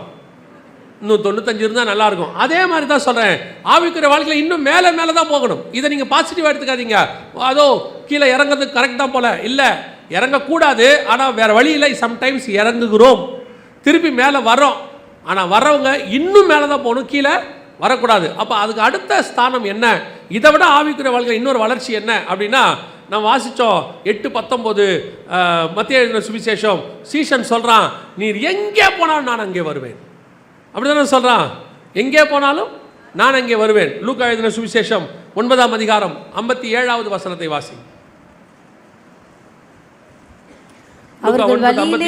அவர்கள் வழியிலே போகையில் ஒருவன் அவரை நோக்கி, ஆண்டவரே, நீர் எங்கே போனாலும் உம்மை பின்பற்றி வருவேன் என்றான். இது அடுத்த ஸ்டாண்டர்ட். கர்த்தருக்கு முன்பாக, கர்த்தரை எனக்கு முன்பாக வச்சிருக்கிறது ஒன்று இருக்கு, இன்னொன்று கர்த்தருக்கு முன்பாக நிற்கிறதுன்னு ஒன்று இருக்கு, இன்னொன்று இருக்கு கர்த்தர் எங்கெங்கெல்லாம் போகிறாரோ அங்கெங்கெல்லாம் நானும் போய்கிட்டு இருப்பேன். இப்போ மோசே மலைக்கு மேலே போயிட்டாரு, அடுத்து இறங்கி அவர் இங்கே வந்துட்டார், கர்த்தர் போயிட்டார். மோசே கூடாரத்துக்குள்ளே போனார், கர்த்தர் கூடாரத்துக்கு வந்தார். கர்த்தர் போயிட்டார், மோசே திருப்பி அவருடைய கூடாரத்துக்கு போயிட்டார். இப்போ கொஞ்ச நாள் முன்பாக நிற்கிறாங்க, திரும்பி போயிடுறாங்க. கொஞ்ச நாள் மலை மேலே சந்திக்கிறார், 40 நாள், இவர் இறங்கி வந்துடுறாரு, அவர் போயிடுறாரு. ஆனால் இது அடுத்த ஸ்டாண்டர்ட் என்ன தெரியுமா? கர்த்தர் எங்கெங்கெல்லாம் போகிறாரோ நான் அவர் கூட போயிட்டே இருப்பேன், திரும்பிலாம் இங்கே வர்றதே கிடையாது, பின்னோக்கி பார்க்கறதில்ல. என்னுடைய ஆவிக்குரிய ஸ்டாண்டர்ட் எப்படி இருக்கணும்? கர்த்தர் போகிற இடத்துக்கெல்லாம் நானும் போகணும். அதோட அர்த்தம் என்ன? இப்போ நீங்கள் வாசிங்க, ஆதியாகமத்தின் புஸ்தகம் 5ஆம் அதிகாரம் 22வது வசனம் வாசி. ஏனோக்கு மெத்துசுலாவை பெற்ற பின் 300 வருஷம் தேவனோடே சஞ்சரித்து கொண்டிருந்து குமாரர் 300 வருஷம் தேவனோடு. இங்கிலீஷில் எப்படி இருக்கு தெரியுமா? இங்கிலீஷில் போட முடியுமா அந்த வசனத்தை? இங்கிலீஷ் இருக்கா? பைபிள் இருக்கா இல்லையா? யாரும் இங்கிலீஷ் பைபிள் வச்சுருக்கீங்களா கையில்? தமிழே எடுத்துன்னு வரல, இல்லை இங்கிலீஷ் வேறு அப்படின்னு கேட்குறீங்க தானே? இங்கிலீஷ் இருக்கு யார்ட்டையாவது? இருக்காடா ராஜா? வாசிடா, வெரி குட்ரா. ஜெனிசிஸ் 5:22 வாசி. ஜெனிசிஸ் ஃபர்ஸ்ட் புக்கு பைபிளில்.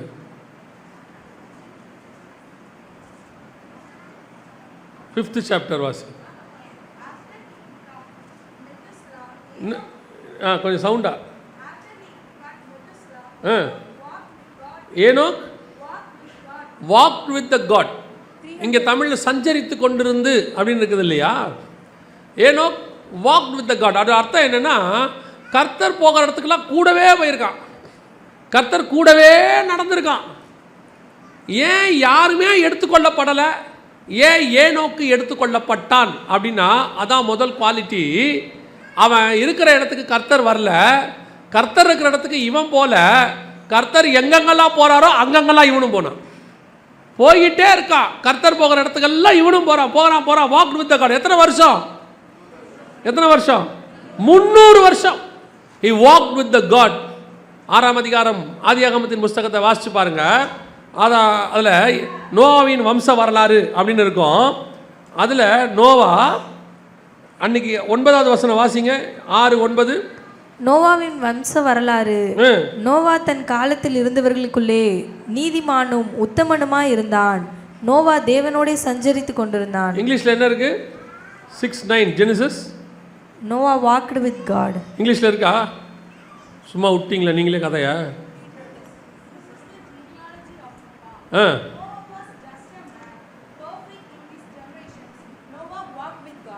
Noah walked with the God. இன்னைக்கு கரெக்டாக பாருங்க, இந்த ஜல பிரளயத்துக்கு தப்பிச்சவன், கர்த்தரோட எடுத்துக்கொள்ளப்பட்டவன், இவன் கதையெல்லாம் பாருங்க, தெளிவாக இருக்குது.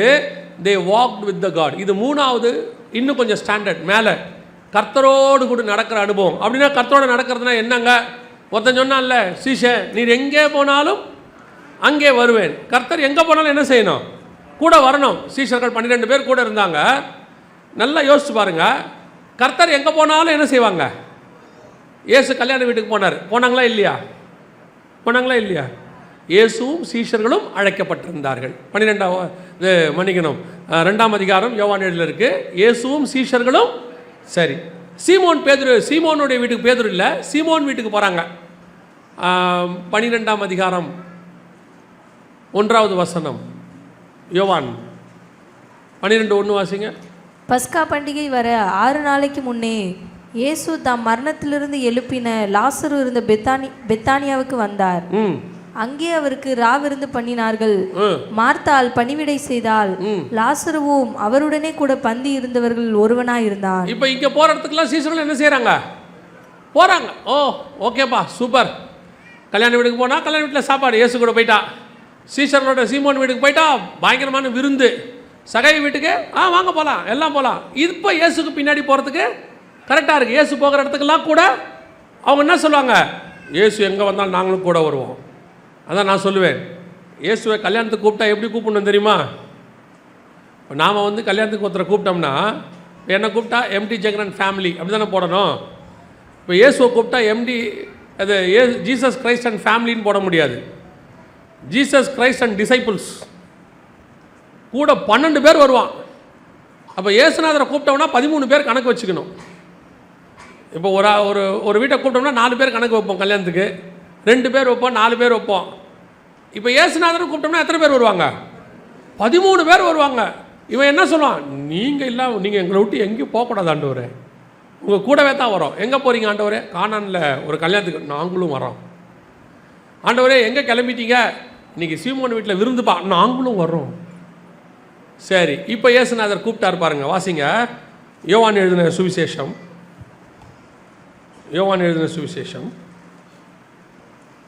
10ஆம் அதிகாரம், 11ஆம் அதிகாரம் 7வது வசனம். அதன் பின்பு அவர் தம்முடைய சீஷரை நோக்கி, நல்லா கவனிங்க, அதற்கு பின்பு அவர் தம்முடைய சீஷரை நோக்கி, நாம் மறுபடியும் யூதேயாவுக்கு போவோம் வாருங்கள் என்றார். அதற்கு சீஷர்கள் ரபி இப்பொழுதுதான் யூதர் உம்மை கல்லெறிய தேடினார்களே, மறுபடியும் நீர் அவ்விடத்திற்கு போகலாமா என்றார்கள். என்ன சொன்னானுங்க? கல்யாண வீட்டுக்கு கூப்பிட்ட உடனே போலாம், ரெடி ரைட். அடுத்து சீமோன் வீட்டுக்கு கூப்பிட்டா ரெடி ரைட். சகை வீடு ஓகே. ஆண்டவர் சொல்கிறார், வாங்க யூதேயாவுக்கு போவோம். அவன் சொல்கிறான், அட்வைஸ் பண்ணுறான் ஆண்டவருக்கு. இப்போ தான் நம்மளை கல்லெறிய பார்த்தானுங்க, திருப்பி அங்கேயே போகலாமா? ஆண்டவர் சொல்கிறார், பகலுக்கு 12 மணி நேரம் இருந்தால் 12 மணி நேரம் இல்லையோ, ஒருவன் பகலில் நடந்தால் அவன் இந்த உலகத்தில் வெளிச்சத்தை காணுகிறபடியால் இடரமான. இவர் சில சத்தியத்தை சொல்கிறாரு, அவனுக்கு ஒன்றும் மண்டையில் ஏறல. அடுத்து அவன் என்ன சொல்கிறான் பாருங்க. அப்பொழுது 16வது வசனம். அப்பொழுது திதிமு எனப்பட்ட தோமா மற்ற சீஷர்களை நோக்கி அவரோடே கூட மரிக்கும்படி நாமும் போவோம் வாருங்கள் என்றான். ஆக்சுவலாக இது வந்து வசனமாக சொன்னால் கொஞ்சம் டீசெண்டாக இருக்கு. அவன் எப்படி சொல்லியிருப்பான்? ஆக்சுவலாக நம்மளாக இருந்தால் எப்படி நார்மலாக சொல்லியிருப்போன்னா, அவன் சொல்கிறான், ஆண்டவரே இப்போ தான் யூதேயாவுக்கு போனோம், கல்லறிய பார்த்தாங்க, அங்கேருந்து எஸ்கேப் ஆகி வந்திருக்கோம், திருப்படி நீங்கள் அங்கே போகலான்றீங்களே. இல்லைப்பா, லாசரு உயிரோடு கூட எழுப்ப வேண்டியிருக்க. இல்லை ஆண்டவரே, அவனே தூங்குனா அவனே ஏஞ்சிருவான், நித்திரை அடையலையா, செத்துட்டான், உயிரோடு எழுப்ப போகிறான் வா அப்படின்னு உடனே தோமா சொல்கிறான், வாங்க கூட போய் சாவோம் வாங்க. அவன் அதான் சொல்கிறான். ஆக்சுவலாக என்ன சொல்கிறான் பாருங்க. அப்பொழுது தோமா மற்ற சீஷர்களை நோக்கி அவரோடு கூட மரிக்கும்படி நாமும். அது அப்படி இல்லை, இவர் கூட சேர்ந்து நம்மளும் சாவோம் வாங்கடா. அவனுக்கு போக இஷ்டம் இல்லை. சீமோன் வீட்டுக்கு போகிறதுக்கு இஷ்டம் இருக்கு, சகை வீட்டுக்கு போகிறதுக்கு இஷ்டம் இருக்கு, கல்யாணத்துக்கு போகிறதுக்கு இஷ்டம் இருக்கு. ஆனால் எங்கே போகிறதுக்கு இஷ்டம் இல்லை? கல்லறி வாங்கன்னு தெரிஞ்ச இடத்துக்கு போக இஷ்டம் இல்லை. இயேசுவோடு கூட நடத்தல் என்ன தெரியுமா? நல்ல ஜாலியான இடத்துல மட்டும் நடக்கிறது இல்லை, ஆசீர்வாதத்தின் பாதையில் மட்டும் நடக்கிறது அல்ல, வனாந்தரத்திலும் நடக்கணும், அழுகையின் பள்ளத்தாக்கிலும் நடக்கணும். எங்கே கர்த்தர் என்னை நடத்துகிறாரோ அதில் நான் நடக்கணும். ராஜாக்களுக்கு முன்பாக நிற்க வைக்கும் போது சந்தோஷப்படுற நாம சமாரியா ஸ்திரீக்கு முன்னாடி நிற்கும் போது சந்தோஷப்படணும். 5000 பேருக்கு நடுவில் நடத்துவார், 5 பேருக்கு நடுவில் நடத்துவார். கர்த்தர் மலைக்கு மேலேயும் நடத்துவார், மலைக்கு கீழேயும் நடத்துவார். ஆண்டவர் விதவிதமான சாப்பாடு கொடுத்து நடத்துவார். 40 வருஷம் ஒரே மண்ணாவை கொடுத்து நடத்துவார். இப்போ என்ன சொல்லக்கூடாது, ஓ இதே சாப்பாடு தானா, இதே மெனு தானா, இதே வாழ்க்கை தானா, இதே ஊழியம் தானா, இதே வீடு தானா. கர்த்தர் எதை கொடுத்தாலும் அங்கே மனரம்யமாய் சந்தோஷமாய் அவரோடு கூட நடக்கிற அனுபவம் இருக்கணும். இதான் ரொம்ப முக்கியம். இன்னைக்கு ஸ்பிரிச்சுவலி மேலே இறங்க வர்றோம், அதெல்லாம் ஒரு குரூப் ஒரு குறிப்பிட்ட கூட்டம் கூட நடக்கும். ஆண்டவரே உமக்காக வாழவும் அல்ல மறிக்கவும் தயாராக இருக்கிறோம். ஆண்டவர் சொன்னார், நீ தான் முதல்ல மறுதளிக்க போற. ஏன் என் கூட இருக்கிற வரைக்கும் நல்லா இருந்துச்சு. யோவானுடைய சீஷர்கள் இயேசு வந்து கேட்குறாங்க இயேசுவை பார்த்து, உங்கள் சீஷர்கள் உபவாசமே இருக்க மாட்டானா? ஆண்டவர் சொல்றார், இப்போ இருக்க மாட்டான். ஏன் யோவான் ஸ்நானன் எங்களை உபவாசமாக போட்டு சாவடிக்கிறான். ஏன்னா அவன் இருக்கிறது வனாந்திரம். அவன் சீஷரும் எங்கே தான் இருக்கணும்? வனாந்திரத்தில். இவர் எங்கே இருக்கிறாரு? ஊருக்குள்ள. அப்போ இவர் சீஷரும் எங்கே இருப்பாங்க? அவன் வனாந்திரத்தில் காட்டுத்தேனும் வெட்டுக்கிளியும் காட்டுத்தேனும். அப்போ அவன் சீஷர்களுக்கு என்ன கிடைக்கும்? அதான் கிடைக்கும். கூட இருந்தால் அதான் கிடைக்கும். இயேசுநாதருக்கு விதவிதமாக சாப்பாடு. அவர் சொல்கிறாரு, மனுஷகுமாரன் சாப்பிடுகிறவராய் வந்தார், அவர் போஜன பிரியனுங்கிறான்றார். எங்கே போனாலும் நல்ல சாப்பாடு. கூட வந்தால் கூட போயிட்டா போதுங்க, சாப்பாட்டுக்கு கவலையே இல்லை. அதுவும் நம்ம சீசன் இருக்கிறான் பாருங்க, பெரிய ஆள், நல்ல அவனும் சாப்பிட்ருவான். மிச்ச மீதி இருந்தால் கூட நிறைய எடுத்து வச்சுப்பான், எல்லாத்தையும் சாப்பிட்ருவான். பத்தாத்துக்கு வயல்வெளியில் போகும்போது இருக்கிறதெல்லாம் எடுத்து குறிச்சிக்கிட்டே போவான். ஸ்நாக்ஸ். 3.5 வருஷம் பசி கிடையாது, பட்னி கிடையாது. ஏதாவது கொஞ்சம் பசிக்கிற மாதிரி இருந்தால் சும்மா அற்புத அடையாளம் நடக்கும், ஏதோ ஒன்று நடக்கும். சந்தோஷமாக இருந்திருக்காங்க. இப்போ இயேசுகிட்ட வந்து கேட்குறான், யோவான் சீஷகர் ஆதகமாக கேட்குறான், எங்களை அவன் உபவாசமாக போட்டு கொள்கிறான், அப்படியே கொடுத்தாலும் காட்டுத்தேனு வெட்டுக்கிளி தான் தரான், இவனுங்க நல்லா திங்கிறாங்கல்ல, இவங்களுக்கு உபவாசமே கிடையாதா அப்படின்னு ஆண்டவர் சொல்கிறார். நான் கூட இருக்கிற வரைக்கும் நடக்காது, நான் போவேன், அப்போ இருக்குது இவனுங்களுக்கு. அதை கொஞ்சம் டீசெண்டாக சொல்லுவார், மணவாளன் கூட இருக்கிற வரைக்கும் அவர்கள் அப்படி இருக்க மாட்டார்கள். மணவாளன் எடுத்துக்கொள்ளப்படுகிற காலம் ஒன்று வரும். அன்றைக்கி என்ன நடக்கும்? பசியோ பஞ்சமோ பட்டினியோ நிர்வாணமோ நாசமோசமோ எல்லாம் வரும். இங்கே எப்படி நடந்தேனோ அப்படியே அங்கேயும் நடக்கணும். இயேசு எனக்கு எல்லாத்தையும் கொடுக்கும் போது அவரோட நடந்த பாருங்க, சோத்திரம் சோத்திரம் சோத்திரம், கர்த்தர் என்னை ஆசீர்வதிச்சிருக்கார், கொடுத்துருக்கார், ஓ பிரைஸ் காட். அதே நேரத்தில் ஆண்டவர் உன்னை வேற ஒரு பாதையில் நடத்தும் போது நீ எதிர்பார்த்த ஆசீர்வாதம் இங்கே இருக்காது. ஊழியத்துக்கு வர்றதுக்கு முன்னாடி நல்லா சம்பாரிச்சிட்டு இருந்த காலத்தில் ஆண்டவர் திடீர்னு ஊழியத்துக்கு வான்னு சொன்னபோது ஊழியத்துக்கு வந்தாச்சு. இங்கே வந்து முதல்ல ஒரு 11 மாதம் எந்த ஊழியமும் இல்லை. நான் பலமுறை சொல்லியிருக்கிறேன், ஊழியத்துக்கு எதுவுமே இல்லை, காசே இருக்காது. அங்கே எப்படி வேலை பார்க்கும்போது எப்படின்னா, நான் இருந்தது ஒரு ஸ்டோர், அந்த ஸ்டோரை சுற்றி வரும்போதே சாக்லேட் எடுத்து சாப்பிட்டுக்கிட்டே வரலாம், அந்த ஸ்டோரை சுற்றி வரும்போதே சிப்ஸ் எடுத்து சாப்பிட்டுக்கிட்டே வரலாம், ஒரு ட்ரிங்க் எடுத்து குடிச்சிக்கிட்டே வரலாம். அந்த ஸ்டோருக்கு வேறு இன்சார்ஜ் நம்ம தான், ஒரு வயலும் கேள்வி கேட்க மாட்டான். அப்படியே எடுத்து காலையில் உள்ளே வந்த உடனே நல்ல ஒரு இந்த ஃப்ளேவர்டு மில்க்குன்னு சொல்லுவாங்க, அந்த ஃப்ளேவர்டு மில்க் எடுத்து குடிச்சிக்கிட்டே அப்படியே ஒரு ஸ்டோரை சுற்றி கணக்கு பார்க்குறது. அப்படி இங்கே வந்தால் 10 ரூபா தான் இருக்குது, வெளியே போனால் பாக்கெட்டில் டீ குடிச்சிட்டோம்னா அடுத்த காசு இருக்காது. நான் சொல்கிறது ஊழியத்துக்கு வந்த முதல் 11 மாதம் 2004 ஜனவரியிலேருந்து டிசம்பர் வரைக்கும் ஒன்றும் கிடையாது. கொடுக்கறதுக்கு ஆள் இருந்துச்சு. இவர் மேலே ஒருத்தர் உட்காந்துருக்கார்ல, அவர் ஒருத்தனையும் கேட்கக்கூடாதுன்ட்டார். எங்கள் அம்மா இருக்காங்க, கேட்டால் கொடுப்பாங்க, நண்பர்கள் நல்ல நிலைமையில் இருந்தாங்க, கேட்டால் கண்டிப்பாக தருவாங்க, இல்லைன்னு சொல்ல மாட்டாங்க. ஆனால் கர்த்தர் யாருக்கிட்டையும் கேட்கக்கூடாதுன்ட்டார், நான் தான் உனக்கு தருவேன். அந்த 11 மாதமும் கர்த்தர் கொடுத்தார், இல்லைன்னு சொல்லலை. ஆனால் நாம் ஒரு வாழ்க்கை வாழ்ந்தோம்ல, அது கிடைக்காது. காலையில் எழுந்திரிச்ச உடனே ராஸ்பெரி ட்ரிங்க்கு, அப்படியே கிறிஸ்பு சாப்பிட்டுக்கிட்டு ஒரு சாக்லேட்டை சாப்பிட்டுக்கிட்டு ஆர்டர் பண்ணி சாப்பிட்டுக்கிட்டு ஜாலியாக சுற்றிக்கிட்டு, ஆண்டவர் கூப்பிட்டது இங்கே விட்டாருன்னா இங்கே எப்படின்னு கேளுங்க. திடீர்னு ஒருத்தர் ஊழியத்துக்கு கூப்பிட்டாரு, ஊழியத்துக்கு கூப்பிட்டு, நமக்கே ஊழியத்துக்கு கூப்பிட்ற பெரிய விஷயம், கூப்பிட்டுட்டாரு. அங்கே போனால் அவர் ஒரு ஸ்கூலில் 4 பெஞ்சை போட்டு நடுவில் படுக்க வச்சுருக்காரு. நாம் இங்கே இருந்த இருப்பு வேறு, நம்ம இருந்தது லண்டனில் ஒரு இடத்துல நமக்குன்னு ஒரு இடம் கொடுத்துருந்தாங்க, தனி வீடு மாதிரி, அங்கே இருக்கோம்.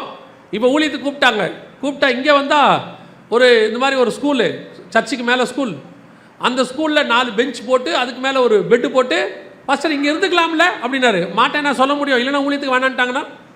அப்போ தான் ஊழியம் கிடச்சிருக்கு. அங்கே படுத்து அங்கே தான் படுத்துருந்தோம். தப்பு சொல்லலை, என்ன அனுபவத்துக்கு அது ரொம்ப புதுசுங்கிற. நம்ம எதிர்பார்த்தது இங்கே இருக்காது, இது வேற பாதை. அங்கேயும் நடத்துனது கர்த்தர் தான், இங்கேயும் நடத்துனது கர்த்தர் தான். எல்லா இடத்திலும் கர்த்தரோடு கூட நடக்க ரெடி ஆயிரணும். ஊழியம் என்பது வெறும் பட்டு மெத்தையும் பஞ்சு மெத்தையும் இருக்கிற இடமே கிடையாது. பல நேரங்களிலே வனாந்தரத்தில் வரணும். மணவாட்டி எங்கே வந்தாலும் மணவாளனோடு சாஞ்சிக்கிட்டு அவருடைய மார்பிலே சாய்ந்து கொண்டு, வனாந்தரத்தில் வருகிற இவள் யாரோ, இவன் எங்கே வராளா? வனாந்தரத்தில். அவரோடு கூட இப்போ யோசிச்சு பாருங்களேன், இயேசு கிறிஸ்து திடீர்னு ஆவியானவர் கூட்டிகிட்டு போகிறார். எங்கே கூட்டிகிட்டு போனார்? வனாந்தரத்துக்கு கூப்பிட்டு போனார். அவர் கூப்பிட்டு போகிற இடம்லாம் ரொம்ப வித்தியாசமாக இருக்கும். அந்த ஆவியானவர் எசேக்கியேல் 37ஆம் அதிகாரத்தில் கர்த்தருடைய நாளில் ஆவிக்குள்ளானேன் எங்கே போனார்? எலும்புகள் நிறைந்த பள்ளத்தாக்கு, சுடுகாடு. சுடுகாடில் கொண்டு போய் விட்டார்.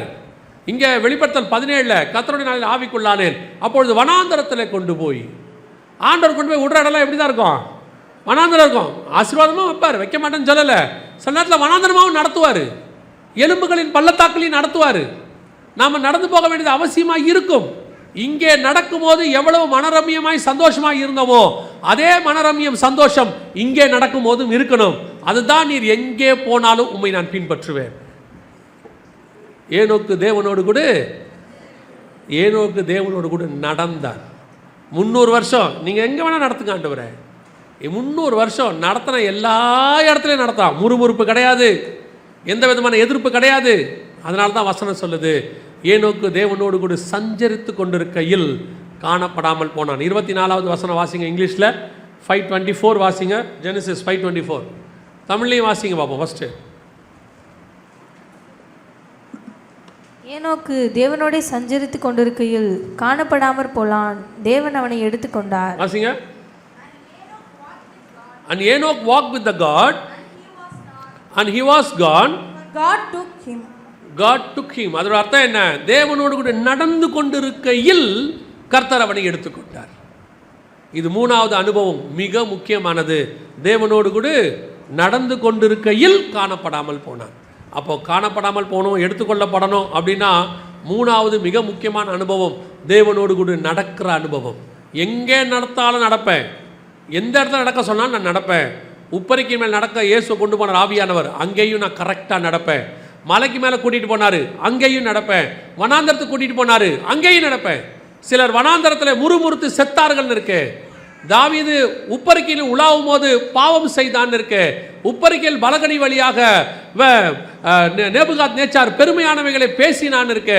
பலகனியில் விழுந்து போனவங்க, உப்பரிக்கையில் விழுந்து போனவங்க, அவங்க மலைக்கு மேலே கூட்டிகிட்டு போனார். பிசாசு கூட்டிகிட்டு போகிறான் இயேசுவை. அவர் அங்கேயும் தேவனோடு கூட இருந்தார். எங்கே கூட்டிகிட்டு போனாலும் சரி, நான் தேவனோடு கூட இருப்பேன், சந்தோஷமாக இருப்பேன். 3 வேளை சாப்பிடும் போதும் 1 வேளை சாப்பிடும் போதும் சந்தோஷமாக இருப்பேன். அன்றைக்கி கொடுத்த ஆண்டவர் இன்றைக்கும் கொடுப்பார். 1 வேளை இன்னைக்கு கொடுத்தா 3 வேளையும் கொடுப்பார். சில நேரத்தில் இங்கே ஊழியத்தில் இருக்கும்போது எல்லாம் கிடைக்கும். சில ஊருக்கு ஊழியத்துக்கு போயிடுவோம். சில இடங்களுக்கு போகும்போது அந்த ஊரில் மிஷினரிகளோடு போயிட்டு ஒரிசாவில், சில இடத்துல இந்த மணிப்பூரில், இந்த மாதிரி இடத்துக்கெல்லாம் போகும்போது நீங்கள் பார்த்தீங்கன்னு சொன்னால் நம்ம நினச்சது அங்கே கிடைக்கும்னு எதிர்பார்க்க முடியாது. சமீபத்தில் இந்த மிஷினரிகள் இந்த மணிப்பூர் கலவரத்தில் மக்களை பார்க்கறதுக்காக மணிப்பூர் போனால் பயங்கரமான கலவரம். நாங்கள் இருந்த ஹோட்டலை விட்டு 2 நாள் வெளியே வர முடியல. ஹோட்டலில் என்ன கிடைக்குதோ அதான் சாப்பிட்ணும், சாப்பிட்டாச்சு. அடுத்து ஒரு 3வது நாள் வெளியே வரத்துக்கு வாய்ப்பு. சரி, அந்த மக்களை போய் சந்திக்கலான்னு போனால், அங்கே போனால் உள்ளே நுழைஞ்சோடனே அவங்க வரவேற்கிறதுக்கு நாய்க்கறி கொண்டு வந்து கொடுக்குறாங்க. நம்ம சாப்பிட மாட்டோம், நமக்கு முடியாது. என்னை பொறுத்த வரைக்கும் சொல்லாமல் கொடுத்தா சாப்பிட்ருப்பேன். சொல்லிட்டாங்க இது நாய்க்கறின்னு. அதுக்கப்புறம் மனசு ஏற்றுக்கல, ஒரு மாதிரி கஷ்டமாயிடுச்சு. சொல்லாமலாம் கொடுத்தா நம்ம சாப்பிட்டு முடிச்சிருவோம், அதெல்லாம் பிரைஸ் தி லார்ட், சோத்திரத்தோடு முடிச்சிருவோம்னு வச்சுக்கோங்களேன். சொல்லிட்டா தான் கஷ்டம். அப்போ சொல்லிட்டாங்க அது நாய்க்கறின்ட்டாங்க. அங்கே உள்ளே போனால் அவங்க கொடுக்குற சாப்பாடு எல்லாம் டிஃப்ரெண்ட்டாக இருக்குது. இல்லை நாங்கள்லாம் சவுத் இந்தியாவிலேருந்து வந்திருக்கோம், எங்களுக்கு இட்லியும் வடையும் பொங்கலும் கொடுத்தா தான் நாங்கள் ஊழியம் பண்ணுவோன்னா என்ன ஆகும்? ஆண்டவர் சொல்லுவார், தம்பி நீ இட்லி வடை பொங்கலுக்கு தான் ஊழியம் பண்ண முடியும், எனக்கு பண்ண முடியாதுன்றவார். சில ஆட்கள் அப்படி தான் இருக்காங்க. இது அப்படி ரெஸ்ட்ரிக்ஷன். கர்த்தர் எங்கே நடத்தினாலும் நான் நடக்க ஆயத்தமாக இருக்கிறேன். சில நேரங்களில் கர்த்தர் கொண்டு போய் 5 ஸ்டார் ஹோட்டலில் தங்க வைக்கிறார். சில நேரத்தில் எலி பொந்து மாதிரி இருக்கும். ஒரே ஒரு பாம்பேயில் சின்ன இடம் இருக்கும். மேலே போனால் ஒரு கட்டில் தான் போட முடியும், அதுக்கு மேலே இருக்காது. மேலே ஏறதுக்கு படிக்கட்டு இருக்காது, இரும்பு கம்பி தான் வச்சுருப்பாங்க. அந்த இரும்பு படிக்கட்டு, அந்த ஏணி, அதில் ஏறி தான் போய் படுக்கணும். ஒரே ஒரு கட்டில் தான் போட்டிருப்பாங்க, அதுக்கு மேலே அங்கே இடமே இருக்காது. கட்டில் விட்டு இறங்குனா நம்ம கீழே இறங்கி வரணும். சைடில் ஒரு பாத்ரூம் இருக்கும், அதில் தங்கியும் 3 நாள் ஊழியம் பண்ண வச்சார் ஆண்டவர். அப்பயும் கேட்ட ஆண்டவர் இங்கே வந்து தங்க வச்சுருக்காங்க. ஆண்டவர் சொன்னார், இங்கேயும் தங்கு, அங்கேயும் உன்னை நான் தான் தங்க வச்சேன், இங்கேயும் நான் தான் தங்க வைக்கிறேன், எல்லா இடத்துலையும் என்னோடு கூட நடப்பதற்கு ரெடியாக இருக்கிறோம். இங்கே முடியாது, வாய்ப்பு இல்லை, சான்ஸ் இல்லை, நான்லாம் யார் தெரியுமா, எப்பேற்பட்ட ஊழியக்கார் தெரியுமா, ஆண்டவர் சொல்வார், நீ எடுத்துக்கொள்ளப்படுறதுக்கு லாய்க்கு இல்லாத கூட்டம், நீ என் கூட நட, உன்னை எல்லா இடத்துலையும் நடக்க வைக்கிறேன். நான் வெறும் வனாந்தரத்தில் தான் நடக்க வைப்பேன்னு சொல்லலை, பாலும் தேனும் ஓடுகிற தேசத்திலும் நடக்க வைப்பேன். கர்த்தர் என்னை எங்கே நடக்க பண்ணுகிறாரோ அங்கே நான் நடப்பேன். அல்லேலூயா. இது 3வது அனுபவம். கடைசியாய் ஒன்று வசனத்தை வாசிங்க, முடிச்சிடலாம் நம்ம அதை. யோவான் எழுதின சுவிசேஷம் 17ஆம் அதிகாரம் 21வது வசனத்தை வாசிங்க.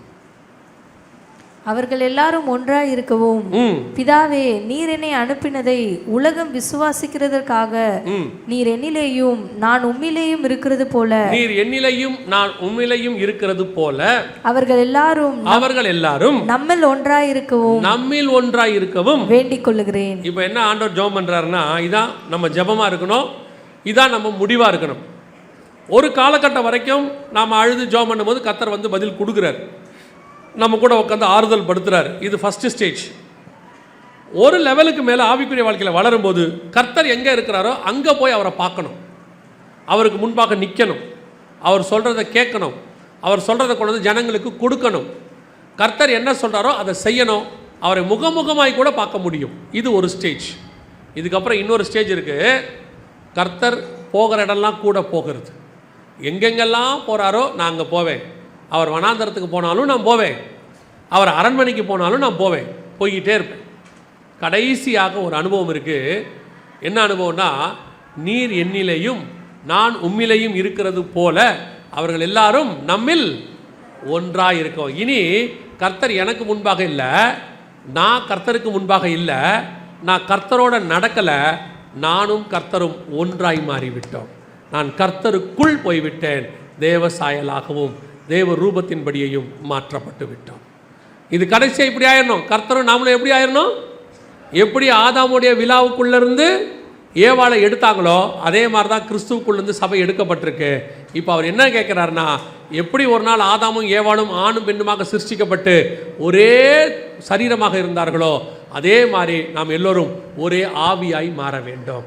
அதுக்கப்புறம் கர்த்தருக்கு முன்பாகவும் இல்லை, கர்த்தர் எனக்கு முன்பாகவும் இல்லை, கர்த்தருக்கு சைட்லேயும் நடக்கலை, நான் கர்த்தருக்குள் இருக்கிறேன். அல்லேலூயா. இந்த ஆவிக்குரிய அனுபவத்துக்கு வந்துடணும். இதுதான் நம்ம ஜெபமாக இருக்கணும். இயேசு அவர் வேண்டிக் கொள்ளுகிறேன் என்று சொல்கிறார். அந்த வசனம் என்ன சொல்லுது? திருப்பி வாசிங்க பார்ப்போம். அவர்கள் எல்லாரும் ஒன்றாய் இருக்கவும், பிதாவே, நீர் என்னை அனுப்பினதை உலகம் விசுவாசிக்கிறதற்காக நீர் என்னிலேயும் நான் உம்மிலேயும் இருக்கிறது போல அவர்கள் எல்லாரும் நம்மில் ஒன்றாய் இருக்கும்படி வேண்டிக் கொள்ளுகிறேன். நம்ம எல்லாம் ஒன்னா மாறிடணும். எப்படி மாறிடணும்? குமாரனின் சாயலுக்கு ஒப்பாய் மாறிடணும். ரோமர் 8:29 சொல்லுது, நாம் அவரை போலவே மாறணும். நாம் அந்த தான் அழைக்கப்பட்டிருக்கிறோம். இதுவெல்லாம் ஒரு ஆவிக்குரிய ஸ்டேஜ். இதுக்கு முன்னாடி உள்ள 3 ஒரு ஆவிக்குரிய அனுபவம். அவர் நமக்கு முன்பாக இருப்பது, நாம் அவருக்கு முன்பாக நிற்பது, நாம் அவரோடு கூட நடப்பது, இதெல்லாம் இருந்துச்சுங்க. ஒரு நாள் வந்துச்சு, அவரும் பிதாவும் ஒன்றா மாறின மாதிரி நானும் தேவனும், நானும் இயேசு கிறிஸ்துவும் அவருக்குள் இணைந்து ஒரே ஆவியாய் மாற்றப்பட்டு இருக்கிறோம். இந்த ஜெபம், இந்த விருப்பம், இந்த வாஞ்சை ஒவ்வொரு நாளும் வரணும். இதுதான் மேன்மையான ஆவிக்குரிய அனுபவம். இன்னும் சபை உலகத்துக்குள்ளேயே இருக்கக்கூடாது, இன்னும் சபை உலகத்தின் தேவையே கேட்டுக்கிட்டு இருக்கக்கூடாது, இன்னும் சபை இதை பற்றியே கவலைப்பட்டுக்கிட்டு இருக்கக்கூடாது. நீங்கள் உங்களுக்காக நான் சொல்கிறது, அவங்க ஆவிக்குரிய வாழ்க்கையாக என்ன பண்ணணும்? ஜெபம் பண்ணணும். இன்னும் வளரணும் ஆண்டவரே, இன்னும் நெருக்கமாகணும், இன்னும் உங்கள் கூட நடக்கணும், இன்னும் உங்கள் சத்தத்தை கேட்கணும், இன்னும் உங்களை போல நான் மாறணும், உங்கள் சாயலுக்கு ஒப்பா மாறணும். இந்த எண்ணம் ஓடிக்கிட்டே இருக்கணும். மைண்டில் எதுவும் ஓடக்கூடாது. இன்னும் இடம் வாங்கலாமா? 2 பிள்ளைங்க இருக்குதே, 2 பிள்ளைகளுக்கு 2 இடம் வாங்கி போடலாமா? இன்னும் பிள்ளைகளை எப்படி படிக்க வைக்க போகிறோம்? அந்த ஸ்கூலில் சேர்க்கலாமா? இந்த காலேஜில் சேர்க்கலாமா? 60 வயசானா என்ன பண்ண போகிறோம்? ஒரு இன்சூரன்ஸ் போட்டு வைக்கலாமா? இதையே ஓடிக்கிட்டு இருந்துச்சுன்னா நீ இன்னும் முதல் ஸ்டேஜில் இருக்கிற விசுவாசி. கர்த்தர் கொடுக்க மாட்டேன்னு சொல்லலை, அங்கேயே தான் நீங்கள் இருப்பீங்க, அங்கேயே தான் கர்த்தர் கொடுப்பார். கடைசி வரைக்கும் அங்கேயே தான் இருப்பீங்க. இதை கடந்து போவோம் பாருங்க. இன்னும் கொஞ்சம் மேலே, இன்னும் கொஞ்சம் மேலே. கடைசியாக எங்கே வந்துடணும் தெரியுமா? நானும் கிறிஸ்துவும் ஒன்றாக இருக்கிறோம். அவருடைய சாயலுக்கு ஒப்பாய் மாறிட்டோம். இப்போ யோசிச்சு பாருங்க, இயேசுவுக்கு இந்த பூமியில் இருக்கிற எதை பற்றியுமே கவலைப்பட மாட்டார். அவர் அதான் சொல்கிறாரு, கவலைப்படாதிருங்கள். அதே தேவன் நமக்கும் அந்த சுபாவத்தை கொடுத்துருவார். ஆனால் நமக்கு உண்டான எல்லாவற்றையும் அவர் நடத்த வல்லமை உள்ளவராக இருக்கிறார். அல்லேலூயா. நம்ம கான்சன்ட்ரேஷன் இதில் மட்டும் இருக்கணும். நாம் ஜெபிக்க போகிறோம் தேவ சமூகத்தில். எழுந்திரிக்கலாமா? நாம் இந்த 4வது இடத்துக்கு வர்றதுக்கு தான் கர்த்தர் விரும்புகிறார். 4வது இடத்துக்கு நம்ம வந்துடணும். இன்னும் உட்காந்து கர்த்தரை எனக்கு முன்பாக கொண்டாந்துட்டு அவர்கிட்ட அழுதுகிட்டு கெஞ்சிக்கிட்டு இது கொடுங்க அது கொடுங்க, இது ஒரு காலத்தில் குழந்தைத்தனமான ஆவிக்குரிய அனுபவம், ஆரம்ப அனுபவம். அவரை நோக்கி அழுது கெஞ்சுறது கேட்கறது. இப்போ அவங்க லாசருவை கேட்டாங்க, அழுது தேவனும் கொடுத்துட்டார். இப்போது லாசரை திருப்பி மறிக்காமல் இருந்தானா? லாசர் திருப்பி புதைக்கப்படாமல் இருந்தானா? லாசர் நித்தியமாக பூமியில் இருக்கானா? இல்லை. என்ன அழுது கேட்டாலும் அது ஒரு நாள் முடிஞ்சிடும், அவ்வளோதான், அது ஓவர். நீ அழுது கேட்குற ஆசீர்வாதம், இந்த பூமிக்குரிய ஆசீர்வாதம் எல்லாம் ஒரு நாள் அழிஞ்சு கண்டிப்பாக போயிடும். அது டெம்பரவரி. அதுக்காக நீ அழறனால ஆண்டவர் பார்த்துட்டே இருக்கார். ஐயோ இப்படி அழுகுறானே, ஐயோ என் மகள் இப்படி அழுகுறாளே. அதனால் ஆண்டவர் பார்க்குறாரு, சரி கொடுக்குறாரு, கொடுக்க மாட்டேன்னு சொல்லலை. ஆனால் நீ இன்னும் குழந்தைத்தனமான விசுவாசி தான். இதை விட கடந்து போகணும். இன்னும் கொஞ்சம் அடுத்து கர்த்தர் இருக்கிற இடத்துக்கு நான் போவேன், மலைக்கு மேலே போவேன், மேகத்துக்கு உள்ளாக போவேன், ஆவிக்கு உள்ளாக நான் போவேன்.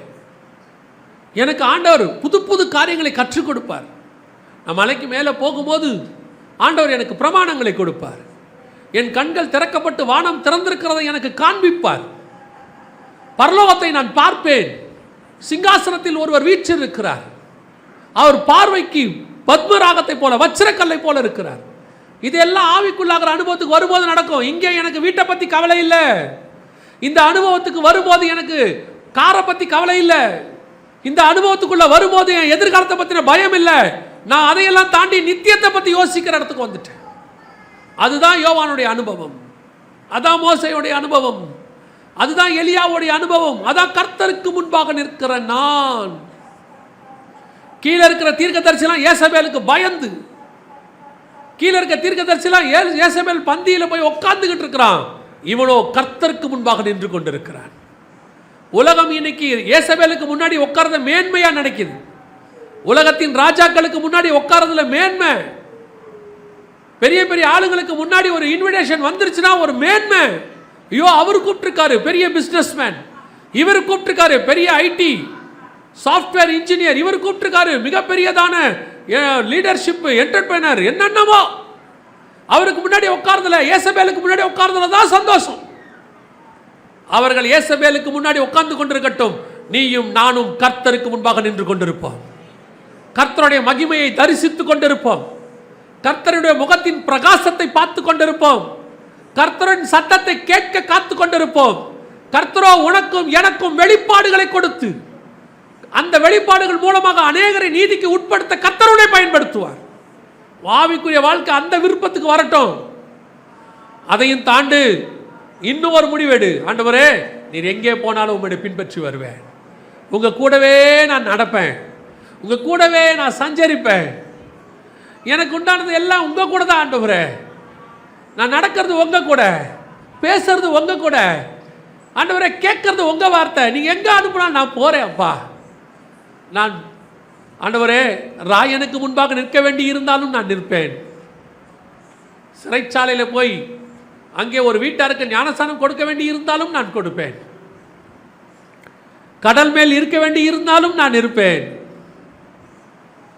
நான் சகோதரரோடு கூட உட்கார்ந்து சம்பாஷிக்க வேண்டி இருந்தாலும் நான் இருப்பேன். நீர் என்னை எங்கே அனுப்பினாலும் நான் போவேன் ஆண்டவரே. அப்படி ஒரு இடத்துக்கு நடக்கிற, தேவனோட நடக்கிற அனுபவத்துக்கு வந்துடணும். ஏனோக்கு தேவனோடு கூட நடந்தார், நோவா தேவனோடு கூட நடந்தார், அவர்கள் பாதுகாக்கப்பட்டார்கள். கடைசியாக நாம் கிறிஸ்துவின் சாயலை உடையவர்களாய் அவரோடு கூட ஒன்று கலந்தவர்களாய் காணப்படணும். ஒப்பு கொடுப்போமா நம்மளை? இந்த ஆவிக்குரிய அனுபவம் எனக்கு வேணும். ஏதோ சும்மா வந்தேன், ஜெபிச்சேன், போனேன், ஆசீர்வாதத்தை பெற்றேன், ஒரு 70-80 வரைக்கும் வாழ்ந்தேன், ஒரு நாள் நான் செத்து போனேன், கொண்டு போய் புதைச்சாங்க, கல்லறை கட்டினாங்க, அந்த கல்லறையும் 30-40 வருஷத்தில் சிதிரடைஞ்சு போச்சு. அவ்வளோதான் நீ வாழ்ந்த வாழ்க்கை பூமியில். ஆனால் அதே நேரத்தில் யோவான் வாழ்ந்த வாழ்க்கைக்கு ஒரு அர்த்தம் இருக்கு. இன்னைக்கு வெளிப்படுத்துற விசேஷம், இன்னைக்கு சுவிசேஷம். எலியா வாழ்ந்த வாழ்க்கைக்கு ஒரு அர்த்தம் இருக்கு. அவனுடைய ஊழியம் இன்னும் யோவான் ஸ்நானகன் மூலமாக இயேசு வருகிற வரைக்கும் நடக்க போகுது. நோவா பேழை கட்டினதுக்கு ஒரு அர்த்தம் இருக்கு. நீ வாழ்ற வாழ்க்கைக்கு ஒரு அர்த்தம் இருக்கணும். சும்மா 10ஓட 11 சாவறதுக்கு வரக்கூடாது. ஊழியத்துக்கு 400 தீர்க்கதரிசியோட இருக்கக்கூடாது. 50 பேரா கெபிக்குள்ள இருக்கக்கூடாது. கர்த்தருக்கு முன்பாக கர்த்தரோட நடக்கிற ஒரு தீர்க்கதரிசியாக என் தாசனாகிய மோசேன்னு சொல்ற அளவுக்கு வளரணும். உன்னை குறித்தும் என்னை குறித்தும் தேவன் வைராக்கியம் பாராட்டணும். தேவன் வைராக்கியம் பாராட்டணும். என் தாசனாகிய மோசே, ஆண்டவர் அப்படி சொல்லணும். என் பிரியமான புருஷனாகிய தானியேலே, நீ நான் அப்படித்தான் ஆகணும். அந்த ஆசை வரணும், வாஞ்ச வரணும். அந்த வாஞ்ச உண்மையிலே உனக்குள்ள வந்துச்சுன்னா மட்டும் நாம் ஜெபிக்க போகிறோம். ஆண்டவர் சொன்னார், வேண்டிக் கொள்ளுங்கள். அப்படி கர்த்தரோடு கூட இணையணும், அவரோடு கூட சம்பாஷிக்கணும், அவரோடு கூட சஞ்சரிக்கணும், அவர் கூட நான் நடக்கணும் அப்படின்ற ஒரு விருப்பம் உனக்கு வந்துச்சுன்னா இப்போ நம்ம ஜெபிக்க போகிறோம். எல்லாம் அப்படிப்பட்டவங்க மட்டும், வேற யாரும் இல்லை, வேற யாரும் வேணாம். ஒருத்தர் 2 பேர் இருந்தாலும் பரவாயில்ல. அப்படி உண்மையா வாஞ்சியா இருதயத்தின் ஆழத்தில் இருந்து நான் அப்படி ஒரு ஆவிக்குரிய வாழ்க்கை வாழணும்னு நீ விரும்புனீங்கன்னா உங்கள் கரங்களை தேவனுக்கு நேராக உயர்த்தி, ஆண்டவரே, நீரும் பிதாவும் ஒன்றாக இருக்கிறது போல நானும் மாறணும் ஆண்டவரே, நானும் மாறணும் ஆண்டவரே, உங்களை போல நானும் மாறணும் ஆண்டவரே, உங்களோட ஒன்றாக கலந்துடணும் ஆண்டவரே. இந்த உலகமெல்லாம் மாய ஐயா, உம் அன்பு ஒன்றே போதும் ஐயா. ஒப்பு கொடுப்போமா தேவ சமூகத்தில்? இந்த உலகத்தில் நீ எவ்வளவுதான் நடந்தாலும் சஞ்சரித்தாலும் உண்மையாக இருந்தாலும் எவ்வளோதான் உனக்கு உரியவங்களுக்கு நீ நேசத்தை காட்டினாலும் ஒரு நாள் அது முடிந்து போகும். ஒரு நாள் அது இல்லாமல் போகும். சில நேரத்தில் அவர்கள் உன்னை ஏமாற்றக்கூடும், சில நேரத்தில் உன் இருதயத்தை உடைக்கக்கூடும். ஆனால் நீயும் இயேசுவும் ஒன்றா மாறிட்டீங்கன்னா, நாம் தேவனோடு கூட ஒன்றா மாறிட்டோம்னா, அதுதான் நம்மளை ஏமாற்றாத ஒரு அன்பு, அதுதான் மாறாத ஒரு அன்பு. ஒப்பு கொடுப்போமா? சர்வ வல்லமையுள்ள எங்கள் தகப்பனே, இந்த அருமையான வேலைக்காய் ஸ்தோத்திரம். கிருபையுள்ள கரத்தில் எங்களை தாழ்த்துகிறோம் ஆண்டவரே. நாங்கள் எங்களுக்கு முன்பாக உங்களை வைக்கிறவர்களாய் மாத்திரமல்ல, உமக்கு முன்பாக நிற்கிறவர்களாய் மாத்திரமல்ல, உம்மோடு கூட நடக்கிறவர்களாய் மாத்திரமல்ல, உம்மை போல மாறுகிறவர்களாக, உம்மோடு கூட கலக்குகிறவர்களாக, உம்மோடு கூட கலந்திருக்கிறவர்களாக மாற கிருபை பாராட்டுங்கப்பா. அப்படி ஒரு ஆவிக்குரிய வாழ்க்கை அனுபவம் ஒவ்வொரு நாளும் எங்களுக்குள்ளே வளர கிருபை பாராட்டும். எங்கள் ஆண்டவர் இயேசு கிறிஸ்துவின் நாமத்தில் ஒப்பு கொடுத்து ஜெபிக்கிறோம் ஜீவனுள்ள நல்ல பிதாவே.